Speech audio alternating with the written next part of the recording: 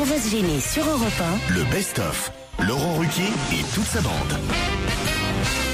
Et bienvenue à vous. Si vous venez de nous rejoindre, on va se gêner avec Laurent Ruquier et surtout on va rire.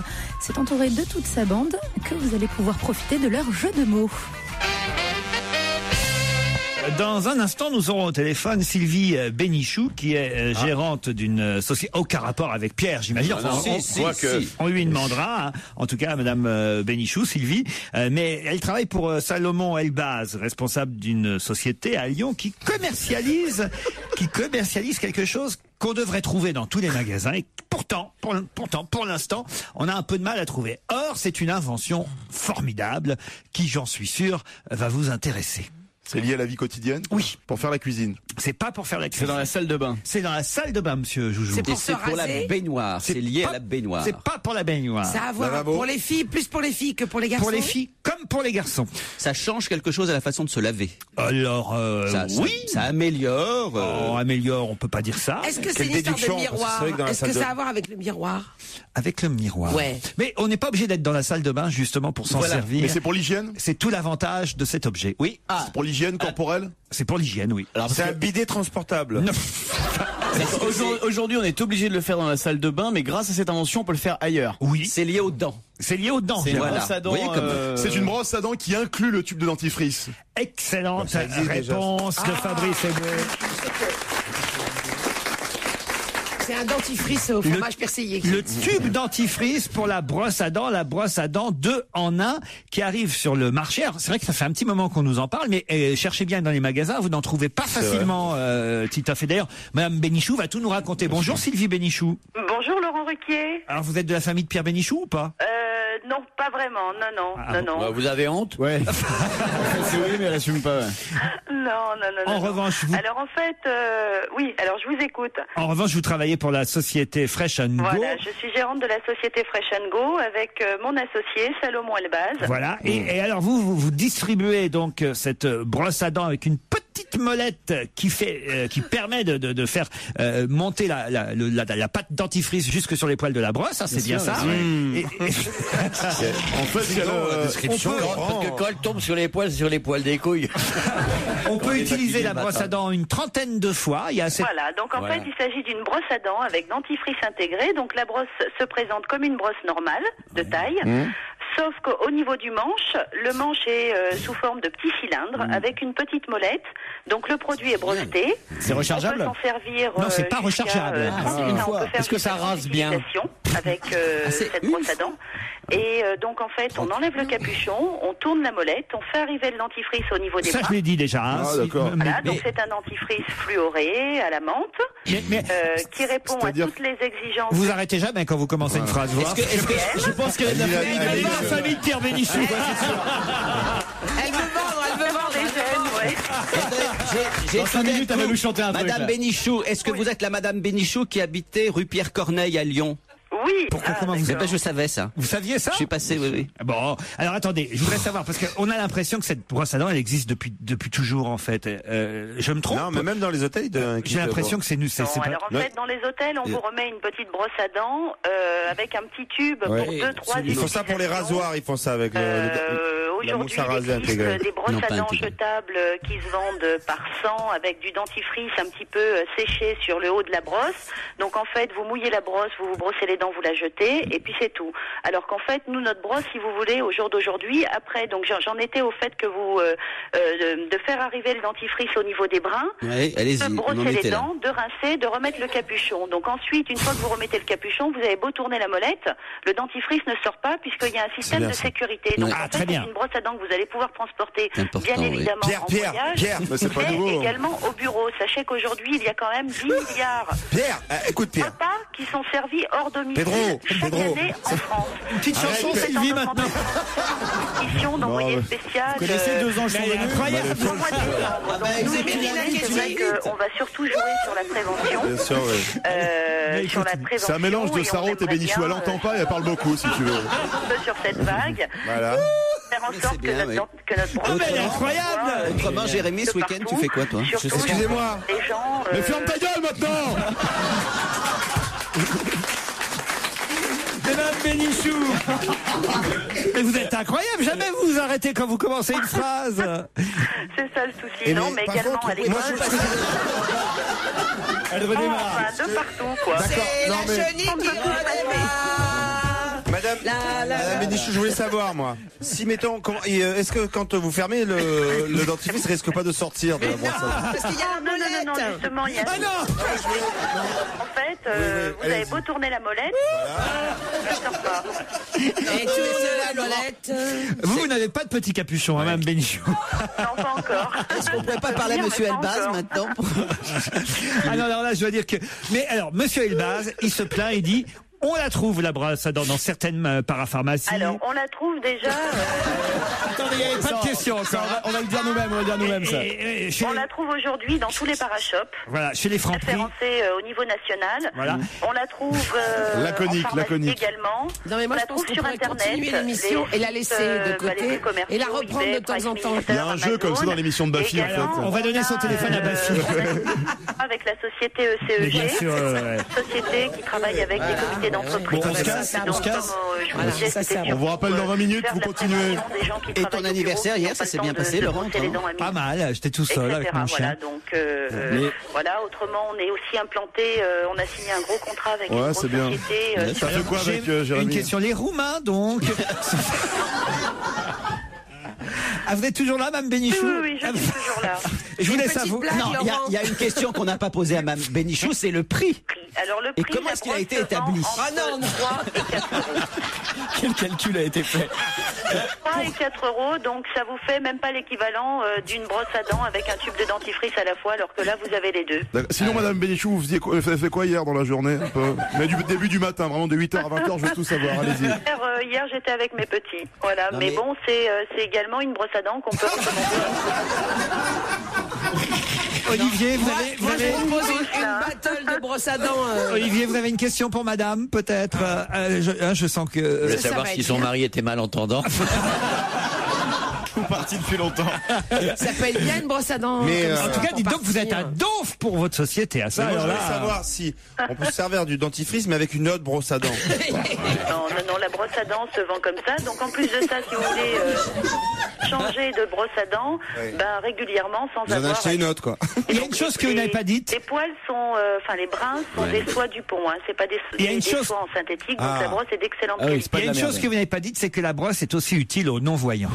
Exactement. Donc toutes les personnes, oui, parce qu'on a été beaucoup démarchés par des gens qui étaient intéressés, qui ont même écrit sur nous, parce que bon, pour un malvoyant, aller attraper le tube de dentifrice, mettre la dose qu'il faut sur la brosse, ça devient un petit peu. Vous pouvez faire du café où il y a déjà le sucre alors dedans aussi. Ouais, ça c'est dans les projets en développement. Ah oui, vous voyez, une capote où il y a déjà. Non, pardon. Fini le tube de dentifrice avec la brosse à dents maintenant. Voilà, ça y est, le tube est carrément dans la brosse à dents. Voilà, et vous partez en voyage. Europe 1, on va se gêner. Attention, challenge.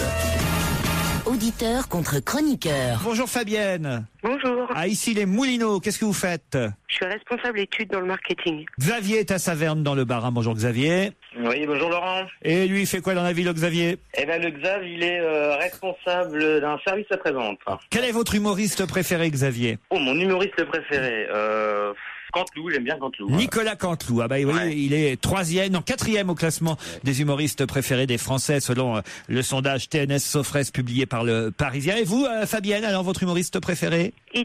Idem, Canteloup. Voilà. Canteloup. Et dans la liste des humoristes qui ne sont pas sur la liste, qu'est-ce que vous préférez? Alors attendez, parce que j'ai récupéré depuis tout à l'heure la liste des 35 noms. Ah, il y a 35 Parce noms. qu'en fait, TNS Sofres a proposé 35 noms aux personnes interrogées. Après, les personnes ont fait un classement avec ces 35 noms. Alors déjà, j'ai l'heureuse surprise de voir que j'y étais. Alors je pensais même pas que j'étais encore humoriste. Oh, mais vous êtes formidable. Ah bah, vous voyez, hein. Vous devriez être en tête. Je ne suis que 23e, Olivier. Vous devriez être premier. Parce que là, entre Roland Magdan et Stéphane Guillon. Oh là là là là. Stéphane Guillon derrière moi, quand même. Ouais, mais Roland McDan devant, quand même. Et Shirley et Dino aussi, hein. Et Eric et Ramsey, Patrick Sébastien, Jamel est seulement 16e, Chevalier Las Palais 15e. Jamel est derrière Jean-Pierre Trébert. Vous avez Mustapha El Atrassi, qui est notre copain, qui est là. Il n'est que 34e. Mustapha est le dernier, c'est François-Xavier de Maison, 35. Alors vous n'y êtes pas, Fabrice. Voilà, Michel non plus. Je sais pas pourquoi. Alors qu'ils ont mis Charlotte de Turckheim, par exemple. Oui, mais elle arrive que 29e, hein, Charlotte. Oui, voilà. Sylvie Joly est là, 29e. Il n'y a pas Michel qui fait un carton absolu. Vous non plus, Titoff. Non, mais bon. Vous n'y êtes pas, mais enfin, en revanche, il y a Arthur, hein, qui est 28e. Oui, mais c'est vrai qu'il remplit plus que Michel. Mais Michel, c'est 2 spectacles. Il a plus d'affiches que Michel. Oui, c'est ça. Franchement, je veux pas faire diversion, mais il y a des pubs au cinéma, ça j'avais jamais vu. Moi, ça fait longtemps que j'ai pas été sur scène. Mais Michel, qui est sur scène en ce moment, qui a fait avec le démon de midi, qui était un carton absolu, qui est là avec son dernier spectacle, un carton absolu, avec le nombre d'humoristes féminins qui a pas ou elles sont pas non plus 10 000, qu'elles y soient pas, je trouve ça. Mais la question c'est pourquoi tu n'y es pas.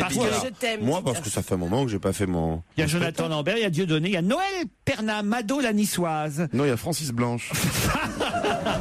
Mado la niçoise, elle est 31e. Il n'y a pas les frères ennemis. Non. C'est toujours con ces classements-là. Vous êtes souvent bien encore placé dans les classements des sportifs préférés des Français, Olivier. Hein il est très très populaire. C'est vrai, hein. Normal.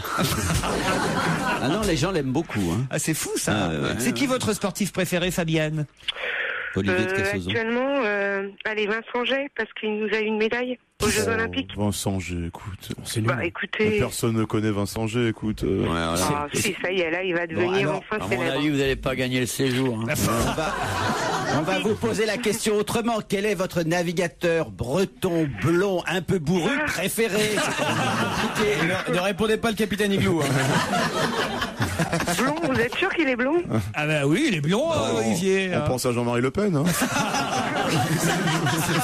de pirate borgne sur le paquebot. Et vous, Xavier, votre sportif préféré? Sportif préféré, j'ai pas vraiment de sportif préféré. Moi, j'aime bien l'équipe de Biarritz de rugby. Ah, très bien, parfait. C'est ton actrice de X préférée? Ah, il y en a plusieurs là. Tu vois, ça l'intéresse plus. C'est service après-vente. Il préfère faire du sport lui-même. Alors attention, voici la question qui va peut-être vous emmener à l'hôtel Richelieu 4 étoiles, un hôtel relais et château de l'île de Ré, un séjour à la flotte en forfait à la sauthérapie dans un cadre enchanteur. Vous dégusterez peut-être les mets du restaurant gastronomique sur la terrasse face à la mer. Mais pour ça, il faut me dire quel est l'écrivain qui va publier Demain n'est pas à nous, un livre qu'elle a envoyé sous un faux nom à différents éditeurs pour savoir ce qu'il valait. Christine Bravo.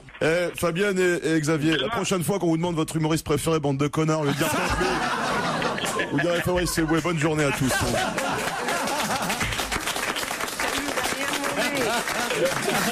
C'est de bonne guerre. Ouais. Et puis c'était difficile pour nous. Hein.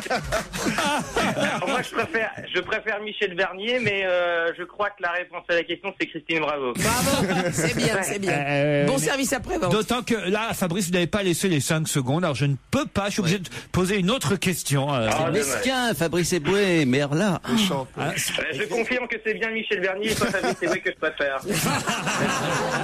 Et Christine Bravo, elle a fait ça alors? Oui, elle a envoyé son livre sous un faux nom à différents éditeurs pour savoir. Et là, il paraît qu'elle a eu personne l'a signé. Marie-Christine Brava, ils ne se sont pas doutés.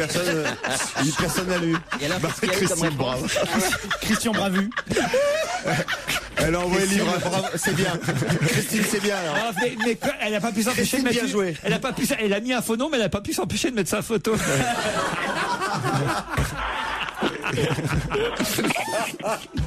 Et alors, la réponse, c'est quoi? Qui la publie finalement? Finalement, c'est XO qui va la publier, mais elle a en revanche des lettres d'éditeurs emballés sous le charme de son écriture. Ça je pense que c'est pour devancer, évidemment. La mévente. Non, mais c'est un super écrivain. Les critiques qui sont pas objectives, quoi. Ça sent, hein, que c'est un bon écrivain. Mais c'est vrai en plus qu'elle écrit bien. Oui, elle écrit pas mal. Je dis que ça se sent. Ah non, c'est vrai. Ah non, mais elle écrit mieux qu'elle parle. Hein. Ah bah heureusement. Alors attention, voici la question qui va vous départager, Xavier Et t'es sûr pour Michel Bernier? Toujours. Ok, vas-y. Il va se faire niquer une deuxième fois. À qui Jason Momoa va-t-il succéder dans un remake en 3D qui va bientôt être tourné? C'est une question cinéma. À qui Jason Momoa va-t-il succéder dans un remake en 3D qui va bientôt être tourné? C'est Harry Potter? Non, pas Harry Potter. Conan le Barbare? Conan le Barbare. Bonne réponse de Xavier. Xavier, qui est ton humoriste préféré? Non, Xavier, c'est pas tout à fait la bonne réponse parce que j'ai dit à qui va succéder. Pardon,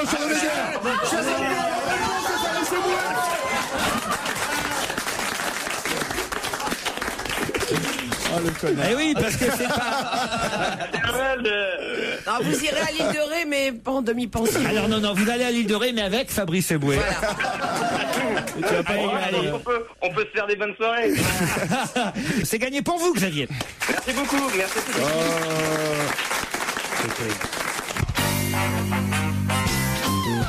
Qui va devoir se cacher à partir de demain? C'est la question suivante. C'est pour se cacher, c'est comment dire, dangereux ou c'est quelqu'un qui est poursuivi par des fans, par exemple? Ah non, c'est pas Ingrid Betancourt, elle doit en avoir marre. Non, c'est pas Ben Laden non plus. Non. Quand je dis qui, c'est au sens large. Hein. Ah, c'est des gens. Des gens. Un groupe. Pas des gens. Des animaux. Des animaux, oui. Voilà, qui sont en voie de disparition. Non, c'est la réouverture de la chasse. Ouais, c'est ça. Ah oui. Non. De la chasse à quelque chose. De la pêche, oui. De la pêche à quelque chose. Les truites. Les truites vont devoir se cacher à partir de demain. Bonne réponse de Fabrice Eboué. Oh, bien sûr. Parce que les truites sont vachement bonnes à cache-cache, hein, je peux te dire. Elles vont dire, bon, on va se cacher les filles. Ouais, j'ai lu dans le Parisien que la pêche et les était autres réouverte. vont dire, arrête. Les truites et les saumons vont se cacher. Et nous avons au téléphone Bernard Breton, qui est vice-président de la Fédération nationale pour la pêche en France. Bonjour, monsieur Breton. Bonjour, Laurent. Alors, est-ce qu'elles se cachent, les truites? Oh oui, elles se cachent. Ah, voyez? Voilà. Comment elles se cachent alors? Elles se cachent sous les berges, dans les cailloux, dans les... Oh la coquine. Partout, ils peuvent se trouver une cache, quoi. C'était 2 mois sans pouvoir pêcher la truite, c'est bien ça? Oh, plus que ça fait presque 6 mois. Ah bon? Et est-ce qu'elles le savent pendant les 6 mois qu'elles peuvent se balader tranquille? Elles entendent personne au bord de l'eau, quoi. Ça vous est déjà arrivé de pêcher une truite qui vous regarde droit dans les yeux, que vous ayez un peu de pitié, vous la remettiez à l'eau? Oh, absolument, oui. Alors, cette année, il y a une carte découverte femmes qui a été lancée par la Fédération nationale pour la pêche en France, votre fédération, monsieur Breton. Oui. C'est pour inciter les femmes à pêcher, si j'ose m'exprimer ainsi. Ouais, absolument, on incite les femmes à pêcher. Mais pourquoi? Il n'y avait pas assez de pêcheuses par rapport au nombre de pêcheurs? Ben, il y en a toujours peu, hein. C'est surtout en France, parce qu'en France, on n'en a que 4% des pêcheurs sont des pêcheuses. Tandis qu'en Finlande, par exemple, elles sont 40%. Donc cette carte découverte femmes permet aux femmes de pêcher avec un tarif préférentiel de 30 €, alors que les hommes payent 65 €. C'est ça? C'est comme au bois des lits. Attends, mais il te faut une carte pour pêcher? Et oui, c'est pour pécho. Autrement, tu peux pas pécho. C'est pour ça qu'ils incitent les gens à pêcher de plus en plus, parce que les poissons s'en foutent un peu, mais par contre, les cartes, elles coûtent cher. L'argent des cartes de pêche, au lieu de rentrer dans la grande boîte qui s'appelle Trésor public, et il reste uniquement pour aménager les rivières, pour les restaurer. Voilà. Donc, on fait une belle action quand même. C'est marrant d'ailleurs, finalement, comme vous avez une meilleure image, vous les pêcheurs, que les chasseurs. Parce qu'on est toujours content de voir un pêcheur au bord d'une rivière ou d'un cours d'eau. C'est pas ça. C'est que les gens ont beaucoup moins de compassion pour les poissons que pour les sangliers ou les chevreuils, etc. C'est tout. Exactement, tout le monde s'en fiche un peu des poissons. On a Mais j'appelle samedi une manifestation entre République et Bastille pour protéger tous les poissons de la planète. Monsieur, il y en a trop qui sont tués chaque année. Donc c'est honteux le travail que vous faites. Et je tenais à le manifester aujourd'hui. Ça ne peut plus durer. C'est une situation qui est catastrophique. N'importe quoi. Métro Poissonnière, rendez-vous à 15h. Et moi je voulais savoir, est-ce que quand on est pêcheur de truite, ça aide un peu avec les filles, tout ça, les femmes? Elles mordent plus facilement à l'hameçon? Ça faut pêcher le thon pour ça. Ça aide un peu, non? Il paraît que ce serait une bonne saison, cette saison, c'est vrai? Ah oui, ça devrait être une bonne saison. Pourquoi? Dans la mesure où il y a eu beaucoup d'eau. Ah, beaucoup d'eau. Il y a plus beaucoup, donc le pêcheur est l'ami des nappes phréatiques. Il faut dire que la Fédération nationale de pêche est la deuxième fédération sportive française, devant la chasse et le tennis, et juste derrière le football. C'est-à-dire que c'est le football qui a le plus de licenciés, et tout de suite après, c'est la pêche. C'est assez incroyable quand même. Et oui, ça fait plus d'1 million, presque 2 millions. Sauf qu'il y a moins de gros transferts. Par exemple, un pêcheur il coûte moins cher avec qui quitterait une rivière pour une autre, pour je ne sais combien de millions d'euros, ça n'existe pas. Ça n'existe pas, non. Mais ça n'est qu'un sport, on ne peut pas être pêcheur professionnel. En eau douce. En eau douce, il en évidemment. reste quelques-uns sur la Seine, sur la Loire, sur le Rhône. Et dans la Seine, il y a... La Seine, c'est très très bien. Hein. C'est vrai. Des poissons. Ah oui, non mais la Seine, on voit le fond à 3 mètres d'eau, on voit ce qui se passe. À Paris, hein. La Seine, qui était considérée comme la pire des rivières d'Europe, est devenue parmi les meilleures quand même. Au point de vue qualité et d'eau. depuis Paris-Plage, vous pêchez des tongs, des choses comme ça La pêche aux tongs. Des préservatifs. On paye beaucoup de choses avec Paris-Plage, oui. Quand vous y mettez, vous, par exemple, combien de temps vous passez au bord de la rivière? Aujourd'hui, les gens passent... autrefois, on pêchait toute la journée. Aujourd'hui, on passe plutôt de 3-4 heures, quoi. Alors, en 3-4 heures, combien vous ramenez des truites? Entre 6 et 10. 6 et 10 truites en 3-4 heures. On relâche quelques-unes quand on mange. Vous les mangez pas toutes? On prend que celles qu'on mange. Voilà. Ça, c'est des deux philosophies différentes. Vous dites, on prend que ce qu'on mange, c'est ça? Oui. Ouais, c'est alors bien. que souvent, nous, on mange que ce qu'on prend, quoi. Voilà, c'est ça. Vous pêchez des choses insolites, des fois? On peut pêcher des choses solides, oui. Le petit Grégory, c'était vous? Oh non! Oh non, non, On a évité la Bologne très longtemps. Je me demandais à quel moment il allait parler de Katusha. Non, mais c'est ça, moi aussi, je pensais à Katusha. Merci en tout cas pour vos réponses à nos questions parfois idiotes. Bernard Breton, vice-président de la Fédération nationale pour la pêche en France, à Rouvres demain. Je suis content qu'on en ait parlé parce que quand même savoir que la pêche est le deuxième sport tout de suite derrière le football, c'est quand même une véritable info. Et avant même le tennis, et Christine Bravo espère se faire pécho pendant le week-end parce que elle est arrivée ici tout à l'heure, elle dit je suis détruite.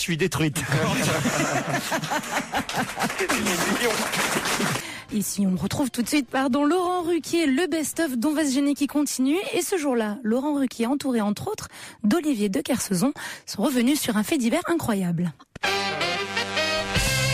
Reparlons quand même un peu de cette orque de 6 tonnes. Quand même, 6 tonnes, c'est pas rien. On peut comprendre que ça tue 6 tonnes. C'est en Floride que ça s'est passé, dans un parc aquatique. Le parc avait été prévenu qu'il sollicitait trop les animaux. Et à mon avis, c'est ça, quoi. L'orque était quasi en... Comment on dit dans ces cas-là? Surmenage. Surmenage, merci. Et moi aussi, d'ailleurs. Attention, il va devenir dangereux. Il va manger son dresseur. Vous en avez connu, j'imagine, des orques, Olivier? Ouais, c'est un faux. Faut pas jouer avec. Là, c'est des orques nés en captivité, mais ils ont quand même un code génétique assez agressif. Là, ça doit être en plus un orque de barbarie, parce que c'est... Comme il a tué plusieurs fois, c'est sûrement... Mais c'est dangereux, c'est d'une puissance incroyable, surtout. Le mâle, puisque c'est un mâle long de 8 mètres, lourd de 6 tonnes, aurait chargé, il se serait hissé hors de l'eau, et il aurait saisi la femme entre ses mâchoires. Pendant un spectacle. Mais c'est ce qu'ils font avec les phoques. Pendant qu'elle présentait le spectacle. Ouais, c'est ça. Au niveau de la taille, il l'a saisi. Alors qu'elle achevait le discours d'introduction du spectacle au bord du bassin. Ça, c'est la magie du direct. L'animal a décollé de je ne sais où, a saisi la dompteuse, l'a secoué, je vous lis l'article, l'a secoué violemment, a raconté une spectatrice traumatisée parce qu'elle aurait voulu que ce soit elle. Et les sirènes se sont mises à sonner, tout le monde est parti en courant. Et oui, parce qu'il y avait des sirènes, pas des sirènes, pas des gonzesses. Avec des poissons. Quoique la dompteuse était un peu devenue une sirène. La tête d'une femme avec une queue de poisson. Et visuellement, c'est joli. Il l'a tué? Non, c'est pas drôle, il l'a tué. Enfin, il l'a tué. Tiré au fond de l'eau et il l'a secoué jusqu'à temps qu'elle soit morte. Non, c'est affreux. Il va y avoir un film, il faut tuer Willy. Non, alors moi j'ai lu le papier, alors ils disent que elle avait sans doute eu un comportement que l'orque avait mal interprété quelques jours auparavant et que donc... Mais c'est ça, on manque de traducteurs orques. Tu vois, l'orque réfléchit longtemps, mais quand il comprend pas la vanne, finalement ça l'énerve. Et ils ont demandé des explications dans l'article à un biologiste spécialisé dans les mammifères marins. Tu sais comment il s'appelle le mec? Non. Benoît Lamort. Évidemment, une orque tue sa dresseuse. J'ai jamais vu ça doit être joli quand même les spectacles. Oui, le voir tuer une dresseuse, c'est un... Mais non, mais les spectacles où il y a les aqualandes et tout ça, mes parents m'ont jamais emmené, moi. C'est toujours la même chose. Il y a un imbécile de dauphin qui saute sur une boule, l'autre lui file de sardines, il fait un salto, il fait le tour de la piscine, elle chevauche le dauphin, les gens applaudissent comme des imbéciles et puis c'est fini. Ouais, c'est assez malsain en fait. C'est des animaux déjà un peu dégénérés, parce que ils peuvent travailler qu'avec des animaux nés en captivité, quoi. Ou bien alors ils ont été les capturés, c'est dégueulasse, ou ils naissent avec des animaux un peu qui ont été en captivité depuis la naissance, et c'est ringard, donc c'est quand même des spectacles de trous du cul. On va te rendre ta liberté, toi. Hein. C'est vrai que vivre dans une piscine. Ma liberté, comment elle m'a parlé l'autre crevette avariée, là? Je rêve, attends. Ah tiens, je devrais faire un spectacle de crevettes avariées. Mais qu'est-ce qu'ils vont faire de l'or? Ils veulent le garder. Ils veulent réévaluer ses possibilités. J'ai dit, c'est extraordinaire. C'est la 3e personne qui tue, ils le gardent dans le parc. Et ils veulent le garder parce que c'est pas sûr qu'il soit méchant. L'orque d'Orlando, mais je savais pas que c'est Orlando avec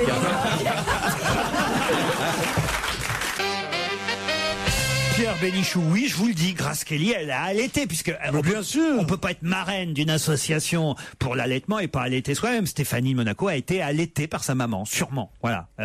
Caroline aussi. Caroline aussi. Ne te fâche pas. Et le prince Albert aussi. Voilà. Prince Albert, tu veux te lever quand tu dis Prince Albert, s'il te plaît. C'est quelqu'un de, c'est une altesse régnante, hors debout. Peut-être la seule fois où il a su ça, le Prince Albert. Arrête, on l'a vu aux Jeux Olympiques avec Charlène, la Sud-Africaine. Ah oui, c'est vrai. Ouais. D'où ça c'est sort? honteux de dire ça. Un ménage qui a eu 3 fils, c'est dégueulasse. Non mais c'est vrai, d'où ça sort cette légende sur le Prince Albert qui en fait est un homme à femme, alors absolument. Moi en plus, quand il se trouve que le hasard de la vie m'a fait bien connaître Caroline. Et un jour, je me suis enhardi je me dis, mais non, il nous emmerde sans arrêt, il tombe amoureux sans arrêt de n'importe quelle bonne femme qu'il rencontre, il a sans arrêt de trucs. Bon, et comment est-ce qu'on peut dire ça de lui? Comme il était un peu timide et qu'il avait un défaut d'élocution, on trouvait quelqu'un disait pardon, comme ça va. Bon, vous voyez donc, c'était pas du tout. C'est un charcutier, le mec. Putain, mais non. Europe 1, on va se gêner. La question 24 secondes chrono pour répondre. Sinon, les chroniqueurs sont des cons. Ah oui, ça, normalement, vous devriez répondre c'est rapidement ma préférée, celle-là. à cette question. Ça se passe sur l'île de la Réunion, dans une église catholique de Saint-André. Qu'a-t-on pu voir d'original sur le fauteuil du prêtre? Une banderole? Un manifestant? Non. Un cocktail Molotov? Une banderole révolutionnaire? Non. C'est un rapport avec le sport? Non. C'est un rapport avec ce qui se passe à la Réunion, avec les émeutes? C'est un rapport avec la religion? Qu'est-ce qu'il a le prêtre sur une soutane, son fauteuil normalement? La Bible. Non. Sur son fauteuil. Ouais. Un enfant? Un enfant de cœur? Ouais. Non. Un buzzer? Vous voulez dire un pot de chambre? Un siège, un pot de chambre, oui. Il y a un fauteuil sur un fauteuil. Un coussin. Un coussin. Ouais, ça n'a rien d'original pour l'instant. Ah, ils avaient mis un coussin péteur. Ça, c'est drôle. Non, mais alors c'est lié au coussin. Eh ben, c'est le dessin du coussin? Vous mettrez plus de 24 secondes, tant pis. Alors, qu'est-ce que vous appelez les dessins du coussin? Ben, c'est-à-dire le tissu. Ah non. Les broderies, il y a une broderie. Il y avait la photo du pape sur le coussin, il s'asseyait dessus chaque fois. Non. Des photos de Nicolas Sarkozy. En 24 heures. Le coussin, on va dire c'est un coussin normal. Cherchez pas. Il était trop haut. Non. Il y avait la matière? Non, la matière. Il y avait un truc dedans, il était rembourré. Peu importe la matière, peu importe ce qu'on peut lire sur le coussin, mais il se trouve qu'il y a quelque chose qui s'est passé. Il était décousu et toutes les plumes sont sorties. Ils ont dit, oh, il s'est assis sur un ange. Non. Oh, le miracle. Oh, c'est beau. Mais c'est de cet ordre-là. Ah, c'est de cet ordre-là. Le coussin s'est mis à chanter. Non, le coussin s'est levé. Il y avait de la poussière. Mais non, je t'ai déjà dit, Joujou, c'est pas un coussin de province. C'est un coussin normal. Il y avait de la poussière, trop de poussière sur le coussin quand il s'est assis. Non, mais est-ce qu'il s'assied? Est-ce que le prêtre s'assied? Il y a eu un miracle ou pas? Miracle, le mot est peut-être un peu trop fort, sauf qu'il y a des centaines et des centaines de paroissiens qui ont fait le chemin pour venir voir le coussin. Il y a des oreilles qui ont poussé au coussin. Il s'est mis à voler. Nicolas Sarkozy. Il y avait du sang. Il y avait du sang. Non. Une apparition divine. Oui, c'est-à-dire. Il y a eu le dessin du Christ de la Vierge dessus qui est apparu après qu'il soit assis dessus. C'est le pli des fesses du prêtre sur le coussin. Les plis du coussin ont dessiné le visage du Christ. Bonne réponse de Jean-Luc Lemoyne et Jérémy Michalak. Mais un alors, miracle. Moi j'ai connu des types qui avaient des têtes de cul, mais là c'est un prêtre qui a un cul de... Non, on va peut-être pas... Attendez, mais respectez la religion catholique, monsieur, Oui, non, qui est la mais mienne, attendez, je vous signale. c'est vous qui nous dites que les fesses du prêtre ont moulé le visage du Christ. Il n'avait pas des grosses joues comme vous, le Christ, quand même. Non, mais il avait un trou du cul comme vous. Ma fille en a fait une pas mal l'autre jour. Il a recevé ce gars-là, il a dit qui ne marche pas sur l'eau à 33 ans a raté sa vie. L'accès à l'église a été limité à quelques minutes par visiteurs, tant ils étaient nombreux, curieux, à se presser pour se recueillir devant le fauteuil du prêtre et son coussin attaché dont les plis pourrait effectivement évoquer un visage, le visage du Christ. Je crois que vous parliez de respect pour la religion.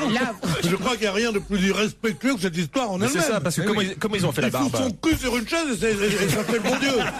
Non, mais je veux dire, soyons sérieux quand même. Il y a un mec qui a dit des clous, c'est pas ça. Samedi après-midi, la ville de Saint-André de la Réunion a fait installer 4 chapiteaux autour de l'église pour retransmettre l'office. Je ne sais pas si vous vous rendez compte, tellement il y a eu un afflux massif de pèlerins pour voir ce miracle du Christ apparaissant dans les plis du coussin. Il a réessayé de reproduire ça ou pas? Oui, dans un magasin Ikea. Il fait des démonstrations maintenant. J'ai rien compris. Si ça se trouve, il arrive à refaire Johnny Hallyday, il arrive à faire... Il fait des trucs à la demande. Le mec, c'est un don, il a un don, quoi. Tu vois, il peut faire un peu tous les textes que tu veux, quoi.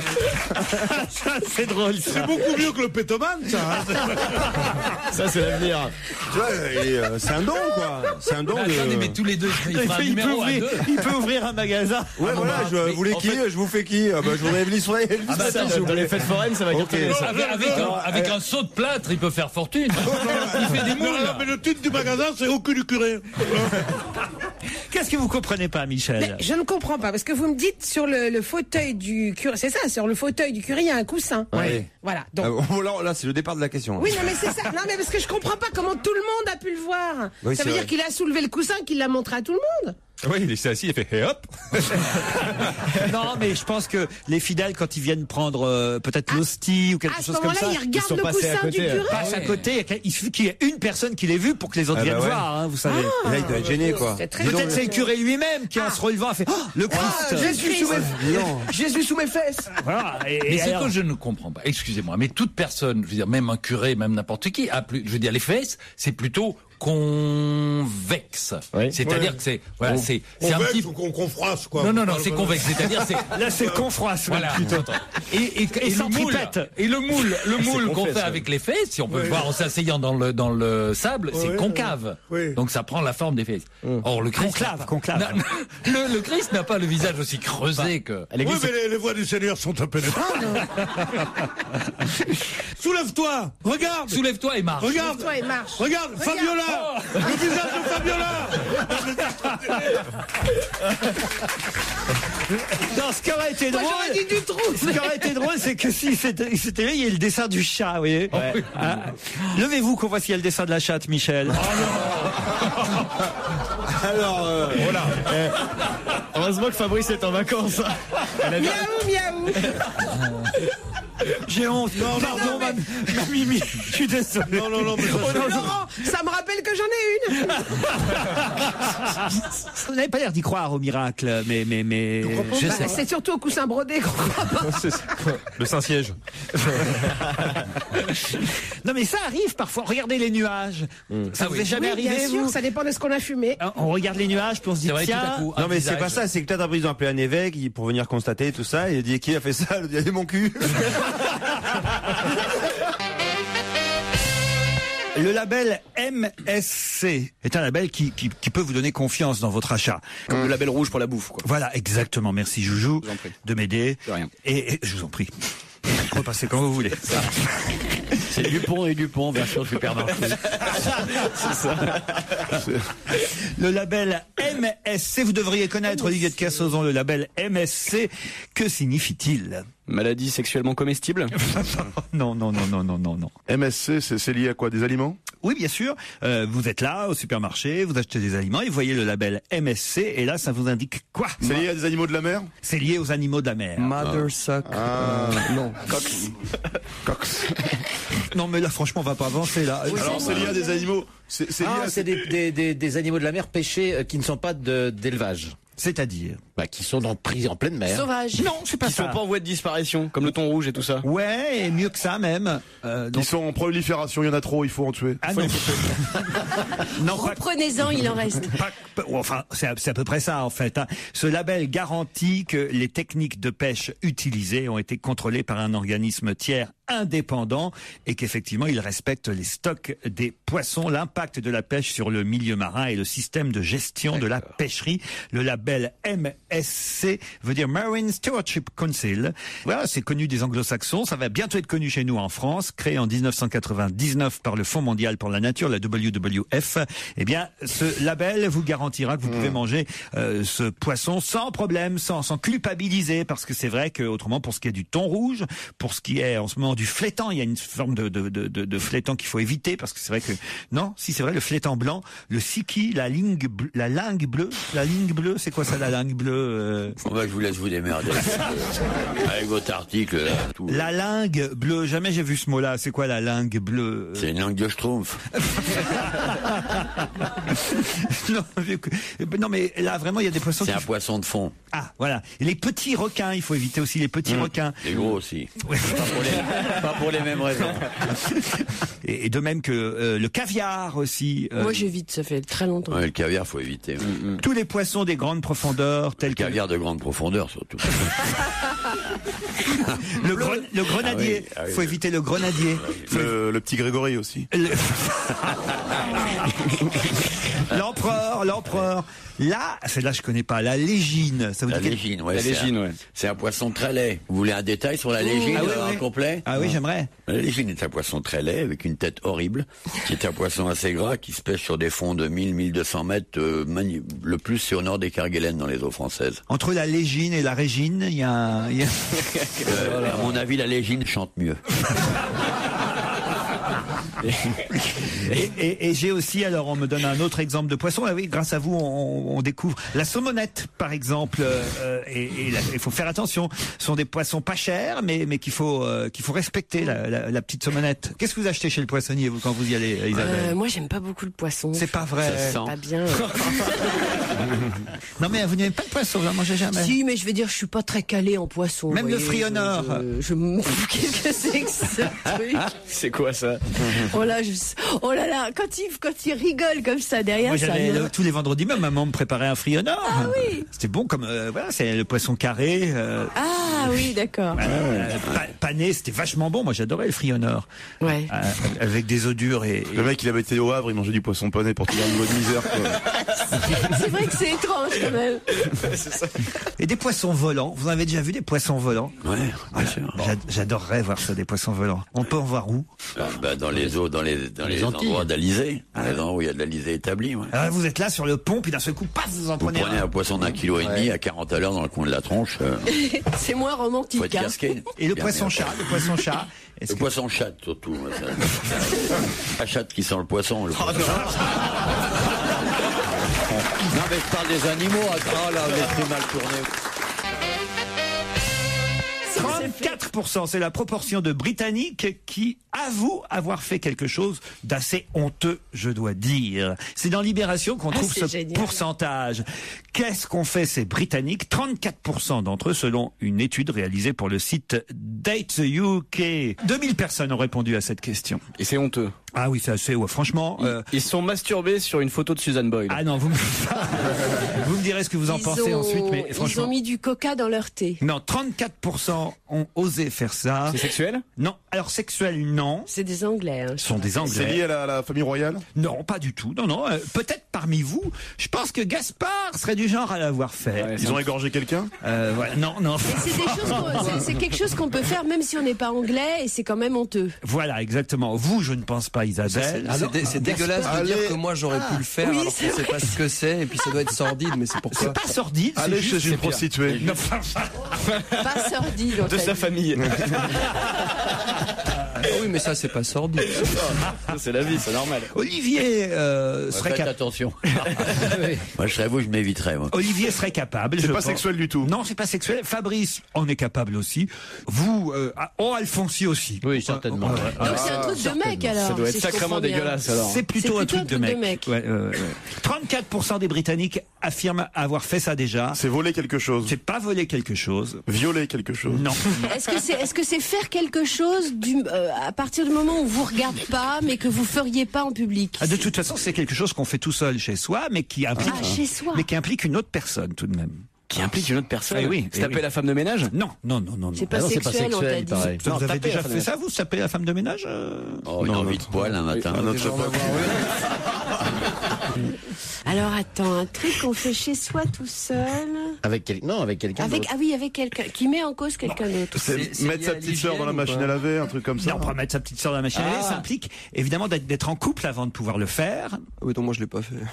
Si, parce que pas forcément être en couple, avoir des aventures en tout cas. Piquer quelque chose à... filmer sa femme en train de... Non. Piquer quelque chose à l'autre? Non. Prendre des photos nues de sa femme et les mettre sur Internet. Non, mais c'est lié à Internet en tout cas. Consulter l'historique de son partenaire ou de sa partenaire. Non, Relire ses mails? Non, il s'agit là d'envoyer un mail. Alors, je vous aide un peu. Et d'ailleurs, je vais vous dire, 34% des Britanniques l'ont fait. Il y a une Française qui en a été victime, elle, de ce genre de choses et qui en a fait une exposition extraordinaire, d'ailleurs. Ah, c'est Sophie Calle, donc. Exactement. Donc, c'est rompre par Internet. Rompre par mail. Bonne réponse d'Isabelle Motro.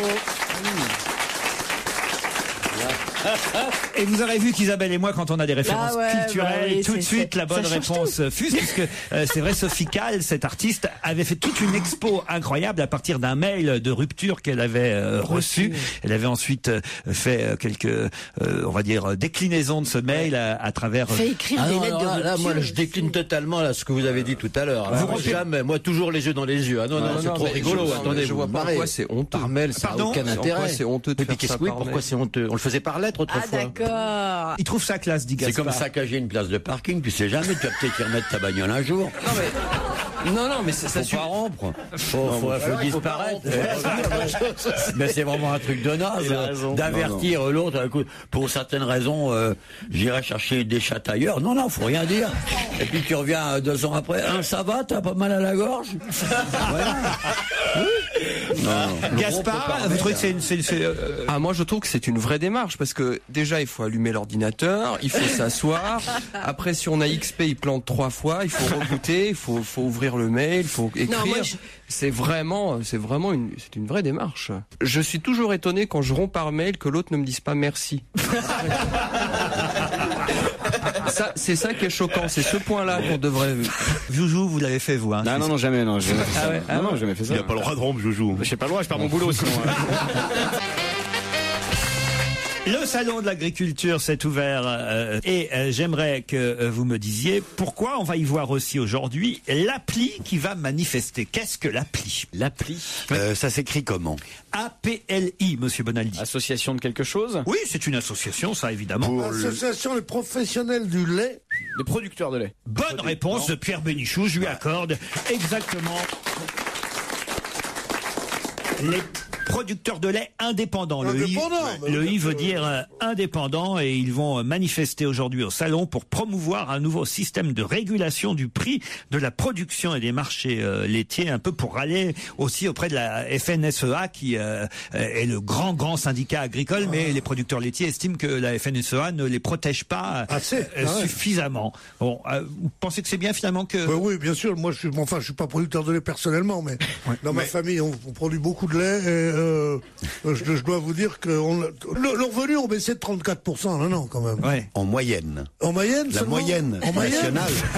Mais de quoi se fait, lui? Il produit même pas de lait. Qu'est-ce que c'est que ce truc-là? Qu'est-ce que ça veut dire surtout, tu vois un peu, si c'est important de dire en moyenne. Oui. Alors, dire, le revenu ont baissé de 34%. Ça veut dire en moyenne. Oui. Bon, alors pourquoi tu viens m'interrompre? Dis donc, on s'est débarrassé de Kersozon, c'est pas voir le metteur. Vous buvez beaucoup de lait, mademoiselle Rose? roman? Non, pas tellement. Vous en donnez? Oui, du lait bio. Ah non, mais je veux dire, vous allaitez? Ah non, pas du tout. Non. Vous avez fait des bébés? Oui. Combien? 3. Quels âges? J'ai des jumeaux de 9 ans et une grande de 13 ans. Regardez ça en mère de Pierre déjà là. Qu'est-ce qu'il y a, Pierre? Il n'aime pas les enfants. Bah, non, si j'aime bien les enfants. Mais j'ai déjà... aussi 2 chats et un chien. Oh. Je crois que ça va arranger les choses. C'est exactement ce qu'il fallait pas lui dire. Vous n'avez pas un vélo d'appartement aussi? Exactement.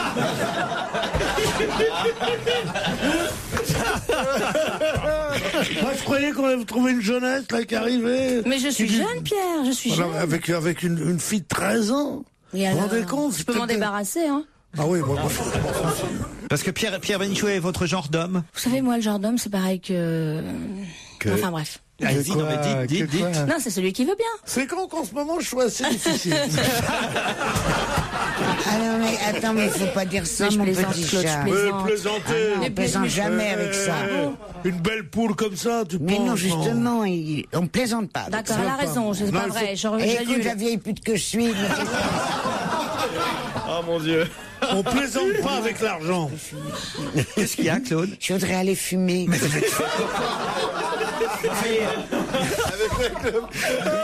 Il y a encore 2 heures quasiment d'émission. Enfin, chaque fois qu'il y a un rire, elle veut aller fumer. Tu sais. Mais Claude, non. Mais Claude, enfin, chérie. Je remarque que quand Olivier de Kersauzon est là, on a le droit à au moins 2 sorties. S'il faut avoir un grand bateau et un petit cerveau pour avoir des breaks.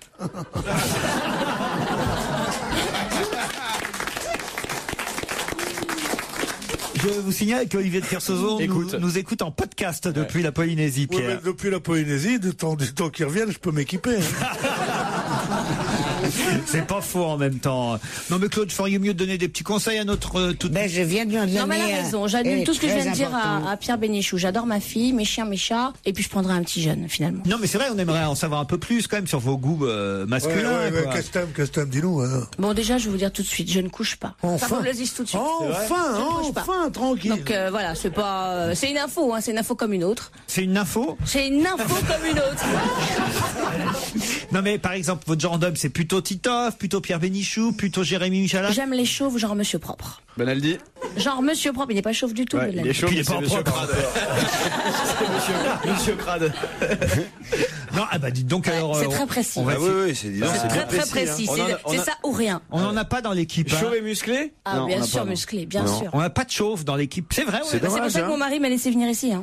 Musclé, c'est de moins en moins à la mode, je trouve. Pourquoi? Parce que ça fait un petit peu plouc. Ça fait un peu plouc, ça fait un peu vulgaire. Oui, un mec musclé, ouais. Surtout. C'est glissé. Le mec a passé du temps pour être beau. Mais non, parce qu'avant, être musclé, ça voulait dire quelque chose. Ça voulait dire être sportif. Ça voulait dire être de bonne constitution. Maintenant ça veut dire être gay. Maintenant qu'ils ont des appareils où n'importe quel connard peut être musclé avec des petits corps comme des petites têtes dessus, ça veut rien dire d'être musclé. Moi, je veux dire, un mec musclé comme moi, c'est tout de la force. Évidemment. Tu sais comment je me fais mes bras? En poussant la porte pour pas que les gonzesses entrent. Voilà. Dans le best-of d'On va se gêner, Laurent Ruquier a des auditeurs qui l'appellent du monde entier. Ce jour-là, direction le Québec. Europe 1, on va se gêner. Attention, challenge. Auditeur contre chroniqueur. Frédéric, c'est une jeune femme qui habite Saint-Mauro. Bonjour. Bonjour. Et Mathieu, qui lui nous appelle depuis le Québec, au Canada. Bonjour toute l'équipe. Bonjour. Salut Mathieu. Quand je dis depuis le Québec, c'est depuis Québec en fait, depuis la ville de Québec évidemment. Depuis Québec. Qu'est-ce que vous faites à Québec, Mathieu? Eh ben écoutez, moi je suis étudiant là en maîtrise en ce moment là dans le domaine de la topographie-cartographie. Depuis combien de temps là-bas? Ça fait à peu près 1 an là maintenant. Frédéric, vous faites quoi vous à Saint-Mauro en Seine-et-Marne? Moi, je suis éducatrice de jeunes enfants dans une crèche familiale. Dans une crèche familiale, très joli métier. Frédéric, est-ce que vous avez un petit message à faire passer sur l'antenne? Profitez-en. J'en profite. Alors, je vous trouve formidable. Ah si, honnêtement. En plus, je suis hyper impressionnée de vous parler parce que j'attends ça depuis beaucoup de temps. Voilà. Mais moi aussi, je rêvais de vous rencontrer, Frédéric. Comment on appelle les habitants de Saint-Mauro? Les Samoréens. Les Samoréens. Et vous êtes donc une Samoréenne. Voilà. Parfait. Et vous, Mathieu, un petit message à faire passer à vos amis qui sont restés en France, peut-être, ou aux chroniqueurs? Ah oui, petit message à Fabrice. Là, j'adore ces petites blagues graveleuses, évidemment, quoi. Et puis, bon, bah, je fais un petit bonjour à toute ma famille qui est restée en France, ma petite sœur Manon, là, ma petite amie Steph qui est à Québec. Et puis, à tous mes amis qui se reconnaîtront et qui me reconnaîtront. Ah, vous avez emmené votre fiancée avec vous à Québec? Vous l'avez trouvée sur place. À Québec, Ah, vous l'avez trouvée sur place. Elle est québécoise, alors? Non, elle est française. Ah ouais. C'est pas possible, hein, l'accent pendant l'amour. Quoi? C'est vrai, ça. Il y a un proverbe qui dit vaut mieux danser. Moi, j'ai essayé avec Rock Voisine, j'ai jamais pu.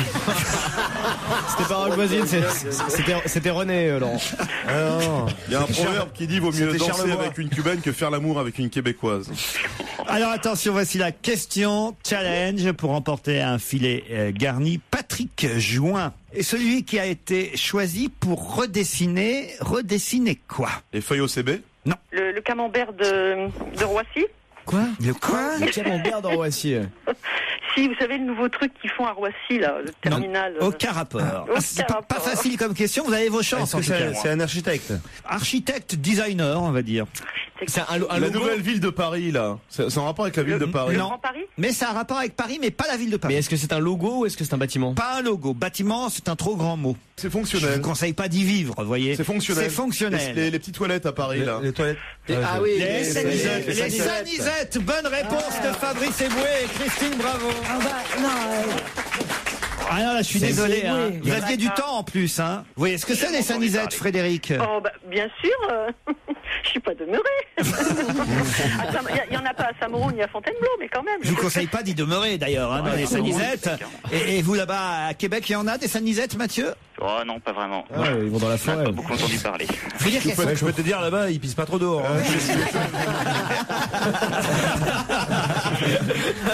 Faut dire que c'est très spécial, hein, les Sanisettes. Elles ont été installées dans les années 80. Elles avaient quasiment jamais été redessinées, refaites depuis. Puis alors, au départ, elles n'étaient pas gratuites. Ah bah dis donc, alors moi je me retenais parce que je suis une vraie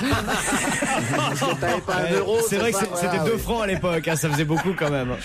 Depuis 2 ans, en tout cas c'est ce que je lis dans l'article, elles sont gratuites. Ce qui fait qu'il y a beaucoup de monde évidemment qui va beaucoup plus qu'avant et que elles se sont un peu dégradées. Alors on va refaire, enfin quand je dis on, moi je vais pas bosser là-dedans, hein, mais le designer Patrick Jouin, c'est celui aussi qui a dessiné les Vélib, a décidé donc de refaire non pas la moquette, il n'y a pas de la moquette, mais le sol en tout cas.